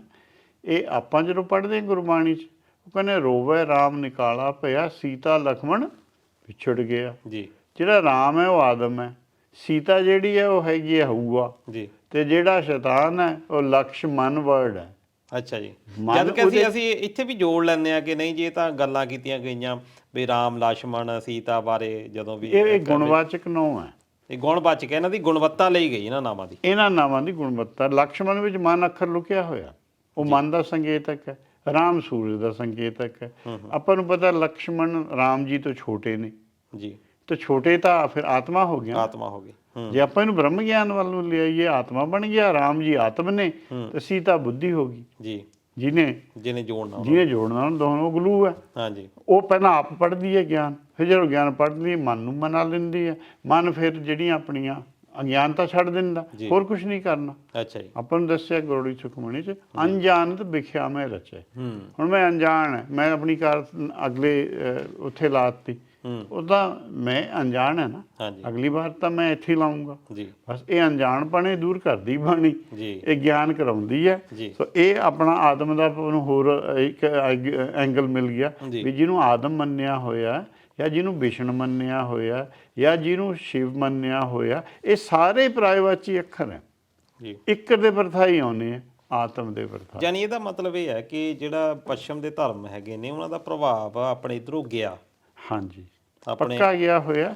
ਇਹ ਆਰਾਮ ਸੀਤਾ ਅੱਜ ਦੀ ਕਹਾਣੀ ਨਹੀਂ ਹੈ, ਰਾਮ ਅੱਖਰ ਬਹੁਤ ਪੁਰਾਣਾ ਜੀ। ਹੁਣ ਇਹ ਕਿਹਾ ਗਿਆ ਵੀ ਧਰੂ ਜੀ ਨੇ ਰਾਮ ਜਪਿਆ, ਧਰੂ ਜੀ ਤਾਂ ਸਤਯੁਗ 'ਚ ਹੋਏ ਆ, ਰਾਮ ਜੀ ਦਾ ਜਨਮ ਤ੍ਰੇਤੇ ਦਾ, ਤੇ ਧਰੂ ਜੀ ਨੇ ਕਿਵੇਂ ਰਾਮ ਜਪ ਲਿਆ? ਜੀ, ਤੇ ਧਰੂ ਜੀ ਨੇ ਕਿਹੜਾ ਰਾਮ ਜਪਿਆ ਸੀ?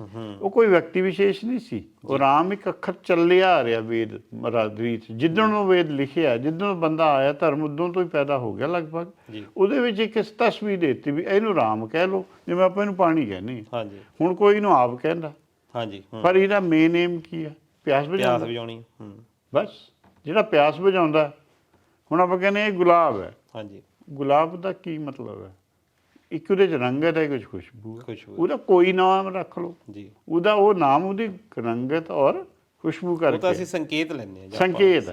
ਪਰ ਅਸੀਂ ਅੱਖਰਾਂ ਪਿੱਛੇ ਲੜਨ ਲੱਗ ਜਾਂਦੇ ਹਾਂ। ਅੱਖਰਾਂ ਦਾ ਬੋਧ ਕਰੀਏ ਤਾਂ ਜਿਵੇਂ ਸਾਡੇ ਪਿੰਡ ਮੇਰੇ ਪਿਤਾ ਜੀ ਦੱਸਦੇ ਸੀ ਕਿ ਜਿਹੜੇ ਜੁੱਤੀਆਂ ਗੰਢਦੇ ਸੀ ਉਹ ਅਨਪੜ੍ਹ ਹੁੰਦੇ ਸੀ। ਕਿਸੇ ਨੇ ਕਹਿਤਾ ਤੂੰ 1.25 ਰੁਪਈਆ ਲਈ ਜੁੱਤੀ ਦਾ, ਤੇ ਉਧਰ ਦੂਆ ਜੀ ਨੇ ਲੈਣੀ ਸੀ, ਉਹ ਕਹਿੰਦਾ ਮੇਰੇ ਕੋਲ ਤਾਂ 1 ਰੁਪਈਆ 4 ਆਨੇ ਆ। ਉਹ ਕਹਿੰਦਾ ਮੈਂ ਤਾਂ 1.25 ਤੋਂ ਘੱਟ ਲੈਣਾ ਨਹੀਂ, ਉਹ ਕਹਿੰਦਾ ਮੈਂ 1.25 ਤੋਂ ਵੱਧ ਦੇਣਾ ਨਹੀਂ। ਫਿਰ ਕੋਈ ਤੁਹਾਡੇ ਵਰਗਾ ਸਮਝਦਾਰ ਆਇਆ, ਉਹ ਕਹਿੰਦਾ ਲਿਆ ਬਈ 1.25, ਉਹਨੂੰ ਕਹਿੰਦਾ ਲੈ ਬਈ 1.25। ਕਹਿੰਦਾ ਠੀਕ ਹੈ ਜੀ, ਠੀਕ ਹੈ ਜੀ, ਦੋਨੋਂ ਖੁਸ਼ ਹੋ ਗਏ। ਗੱਲ ਇੱਕੇ ਕਰਦੇ ਸੀ। ਜਿੰਨੇ ਧਰਮ ਹੈ ਜੋ ਆਪਣੇ ਆਪ ਦੇ ਅੰਦਰ ਥੋੜਾ ਜਿਹਾ ਹੋਰ ਕਰਨ, ਆਪਣਾ ਇਹੀ ਏਮ ਹੈ ਕਿ ਉਹ ਸਾਰੇ ਇੱਕ ਦੀ ਉਹ ਗੱਲ ਕਰ ਰਹੇ ਆ, ਪਰ ਥੋੜਾ ਭੁਲੇਖਾ ਪਿਆ ਹੋਇਆ, ਉਹ ਆਪਾਂ ਕੋਸ਼ਿਸ਼ ਕਰਾਂਗੇ ਵੀ ਦੂਰ ਕਰੀਏ। ਇਹਨੂੰ ਪ੍ਰਾਣ ਦਾ ਰੱਖਿਆ ਆਦਮ ਨੂੰ ਗੁਰਬਾਣੀ 'ਚ। ਪ੍ਰਾਣ ਹੁੰਦਾ ਸਾਹ ਲੈਣ ਵਾਲਾ, ਦਮ ਨੂੰ ਜਿਹੜਾ ਮੇਰੇ ਅੰਦਰ ਚਲਾ ਰਿਹਾ, ਇੱਕ ਸ਼ਕਤੀ ਚਲਾ ਰਹੀ ਹੈ। ਤੁਸੀਂ ਸੌਂ ਜਾਂਦੇ ਹੋ ਰਾਤ ਨੂੰ, ਕੌਣ ਤੁਹਾਡਾ ਸਿਸਟਮ ਚਲਾਉਂਦਾ? ਆਤਮ ਚਲਾਉਂਦਾ। ਉਹ ਆਤਮ ਦਾ ਨਾਮ ਆਦਮ ਵੀ ਹੈਗਾ, ਕਿਉਂਕਿ ਯਾਨੀ ਆਤਮਾ ਨੂੰ ਉਸ ਵੇਲੇ ਚਲਾ ਰਿਹਾ। ਆਤਮਾ ਉਸ ਸਮੇਂ, ਆਤਮਾ ਦਾ ਕੰਮ ਹੈਗਾ ਜਦੋਂ ਜਾਗਦੇ ਹੁੰਦੇ। ਸੁੱਤੇ ਪਏ ਆਤਮਾ ਕੁਝ ਨਹੀਂ ਕਰਦੀ। ਜਦੋਂ ਖੜਾਕਾ ਹੁੰਦਾ, ਤੁਹਾਡੇ ਕੰਨ ਬੰਦ ਨਹੀਂ ਹੈ, ਕੰਨ ਤੁਹਾਡੇ ਖੁੱਲ੍ਹਣੇ, ਅੱਖਾਂ ਬੰਦ ਹੈ, ਪਰ ਬਹੁਤ ਗਾੜੀ ਨੀਂਦ 'ਚ ਬੰਦਾ ਹੁੰਦਾ ਫਿਰ ਵੀ ਉੱਠ ਜਾਂਦਾ, ਕਿਉਂਕਿ ਕੰਨਾਂ ਦੇ ਵਿੱਚ ਖੜਾਕ ਗਈ।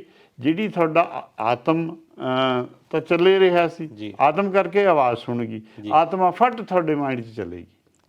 ਉਹਨੇ ਦੇਖ ਲਿਆ ਵੀ ਖੜਕਾ ਹੋਇਆ, ਦੇਖੋ ਵੀ ਸ਼ੀਸ਼ਾ ਟੁੱਟਿਆ, ਤੂਫਾਨ ਨਾਲ ਟੁੱਟਿਆ, ਕਿਸੇ ਚੋਰ ਨੇ ਤੋੜਿਆ, ਕੋਈ ਸਮਾਨ ਗਿਰ ਗਿਆ ਉਹਦੇ ਤੇ, ਕੁਛ ਵੀ ਆ, ਤੁਸੀਂ ਉੱਥੋਂ ਸ਼ੁਰੂ ਕਰ ਦਿੰਦੇ ਹੋ। ਸੋ ਆਪਾਂ ਆਤਮ ਔਰ ਆਦਮ ਵੀ ਮਿਲਾ ਲਈ ਵੀ ਉਹ ਇੱਕੇ ਹਸਤੀ ਦੇ, ਕਿਉਂਕਿ ਉਹਦਾ ਇੱਕ ਗੁਣ ਹੈ ਦਮ ਦੇਣਾ।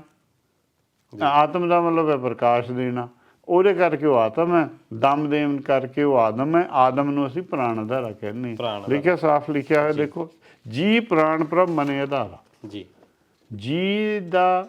ਜੀ ਕੋਲ ਮਨ ਹੈ, ਮਨ ਦਾ ਮਤਲਬ ਇਹਦਾ ਆਤਮਾ ਹੈ, ਆਤਮਾ ਆਤਮ 'ਚੋਂ ਪੈਦਾ ਹੋਈ ਹੈ। ਬਸ ਐਂ ਤੁਹਾਡਾ ਹੌਲੀ ਹੌਲੀ ਹੌਲੀ ਪ੍ਰੈਕਟਿਸ ਹੋ ਜਾਣੀ, ਤੁਹਾਨੂੰ ਸਾਰੀ ਬਾਣੀ ਸਮਝ ਆਏਗੀ। ਇੱਕ ਆਪਾਂ ਤਰੀਕਾ ਥੋੜਾ ਜਿਹਾ ਹੋਰ ਵੀ ਕਹਿ ਦਿੰਦੇ ਹਾਂ ਵੀ ਜਿਹੜਾ ਆਤਮ ਹੈ ਉਹ ਐਟਮ ਨਾਲ ਵੀ ਜੁੜਦਾ, ਕਿਉਂਕਿ ਮੇਰਾ ਫੀਲਡ ਰਸਾਇਣਿਕ ਹੈ। ਹੁਣ ਐਟਮ 'ਚ ਕੀ ਹੈ? ਇੱਕ ਨਿਊਕਲੀਅਸ ਹੈ। ਐਟਮ ਸ਼ਬਦ ਵੀ ਜਿਹੜਾ ਆਤਮ ਦੇ ਨਾਲ ਹੈ, ਬਿਲਕੁਲ ਆਤਮ ਤੋਂ ਹੀ ਐਟਮ ਬਣਿਆ। ਅੱਛਾ ਜੀ, ਇਹ ਵੀ ਤੁਸੀਂ ਇਹ ਮੰਨਦੇ ਹੋ ਕਿ ਆਤਮ ਤੋਂ ਹੀ ਐਟਮ ਸ਼ਬਦ? ਹਾਂ, ਕਿਉਂਕਿ ਐਟਮ ਸਭ ਤੋਂ ਛੋਟੀ ਇਕਾਈ ਹੈ ਕੈਮਿਸਟਰੀ 'ਚ ਤੇ ਉਧਰ ਆਤਮ ਸਭ ਤੋਂ ਛੋਟੀ ਇਕਾਈ ਹੈ ਧਰਮ 'ਚ। ਜਿਵੇਂ ਇੱਟ ਹੈ, ਇੱਟ ਤੋਂ ਬਿਨਾਂ ਤੁਹਾਡੀ ਬਿਲਡਿੰਗ ਨਹੀਂ ਬਣਨੀ, ਠੀਕ ਹੈ ਨਾ ਜੀ। ਐਟਮ ਤੋਂ ਬਿਨਾਂ ਤੁਹਾਡਾ ਮੋਲੀਕੂਲ ਨਹੀਂ ਬਣਨਾ। ਸਭ ਤੋਂ ਛੋਟੀ ਇੰਡੀਪੈਂਡੈਂਟ ਇਕਾਈ, ਸਿਰਫ ਨੋਬਲ ਗੈਸਿਸ ਦੇ ਐਟਮ ਐਗਜ਼ਿਸਟ ਕਰਦੇ ਆ, ਬਾਕੀ ਮੋਲੀਕੂਲਸ ਕਰਦੇ ਆ, ਕਿਉਂਕਿ ਉਹ ਜ਼ਿਆਦਾ ਸਟੇਬਲ ਹੋ ਜਾਂਦੇ ਆ। ਸੋ ਨੋਬਲ ਗੈਸਿਸ ਨੂੰ ਤਾਂ ਕਹਿੰਦੇ ਵੀ ਉਹ ਨੋਬਲ ਹੈ, ਉਹ ਕਿਸੇ ਨਾਲ ਉਹਨੂੰ ਮਿਲਣ ਦੀ ਲੋੜ ਹੀ ਨਹੀਂ ਹੈ, ਹਾਂਜੀ ਉਹ ਇਕੱਲੀਆਂ ਹੀ ਕੱਲੀਆਂ ਰਹਿੰਦੀਆਂ, ਰਹਿੰਦੀਆਂ ਉਹ ਐਟੋਮਿਕ ਹੀ ਹੈ। ਸੋ ਇਹਨਾਂ ਨਾਲ ਛੋਟੀ ਇਕਾਈ ਐਟਮ ਹੈ। ਉਹ ਉਹਨਾਂ ਨੇ ਇਕਾਈ ਤੋਂ ਹੀ ਇਹਨੂੰ ਆਤਮ ਤੋਂ ਸਾਡੀ ਜਿਹੜਾ ਵਰਡ ਆਤਮ ਸੀ ਉਧਰ ਜਾ ਕੇ ਉਹ ਐਟਮ ਵੀ ਬਣ ਗਿਆ। ਹੁਣ ਆਪਾਂ ਇਹ ਕਹਿ ਸਕਦੇ ਹਾਂ ਵੀ ਸਾਡਾ ਸਰੀਰ ਐਟਮਸ ਦਾ ਬਣਿਆ ਹੋਇਆ। ਐਟਮ ਤੇ ਆਤਮ ਦਾ ਸੰਬੰਧ ਤੁਸੀਂ ਕਿਸ ਤਰ੍ਹਾਂ ਜੋੜਦੇ ਹੋ? ਜਿਵੇਂ ਐਟਮ ਦੇ ਦੋ ਹਿੱਸੇ ਆ, ਜੀ ਆਤਮ ਦੇ ਵੀ ਦੋ ਹਿੱਸੇ ਆ, ਇੱਕ ਆਤਮਾ ਇੱਕ ਆਤਮ ਆਪ।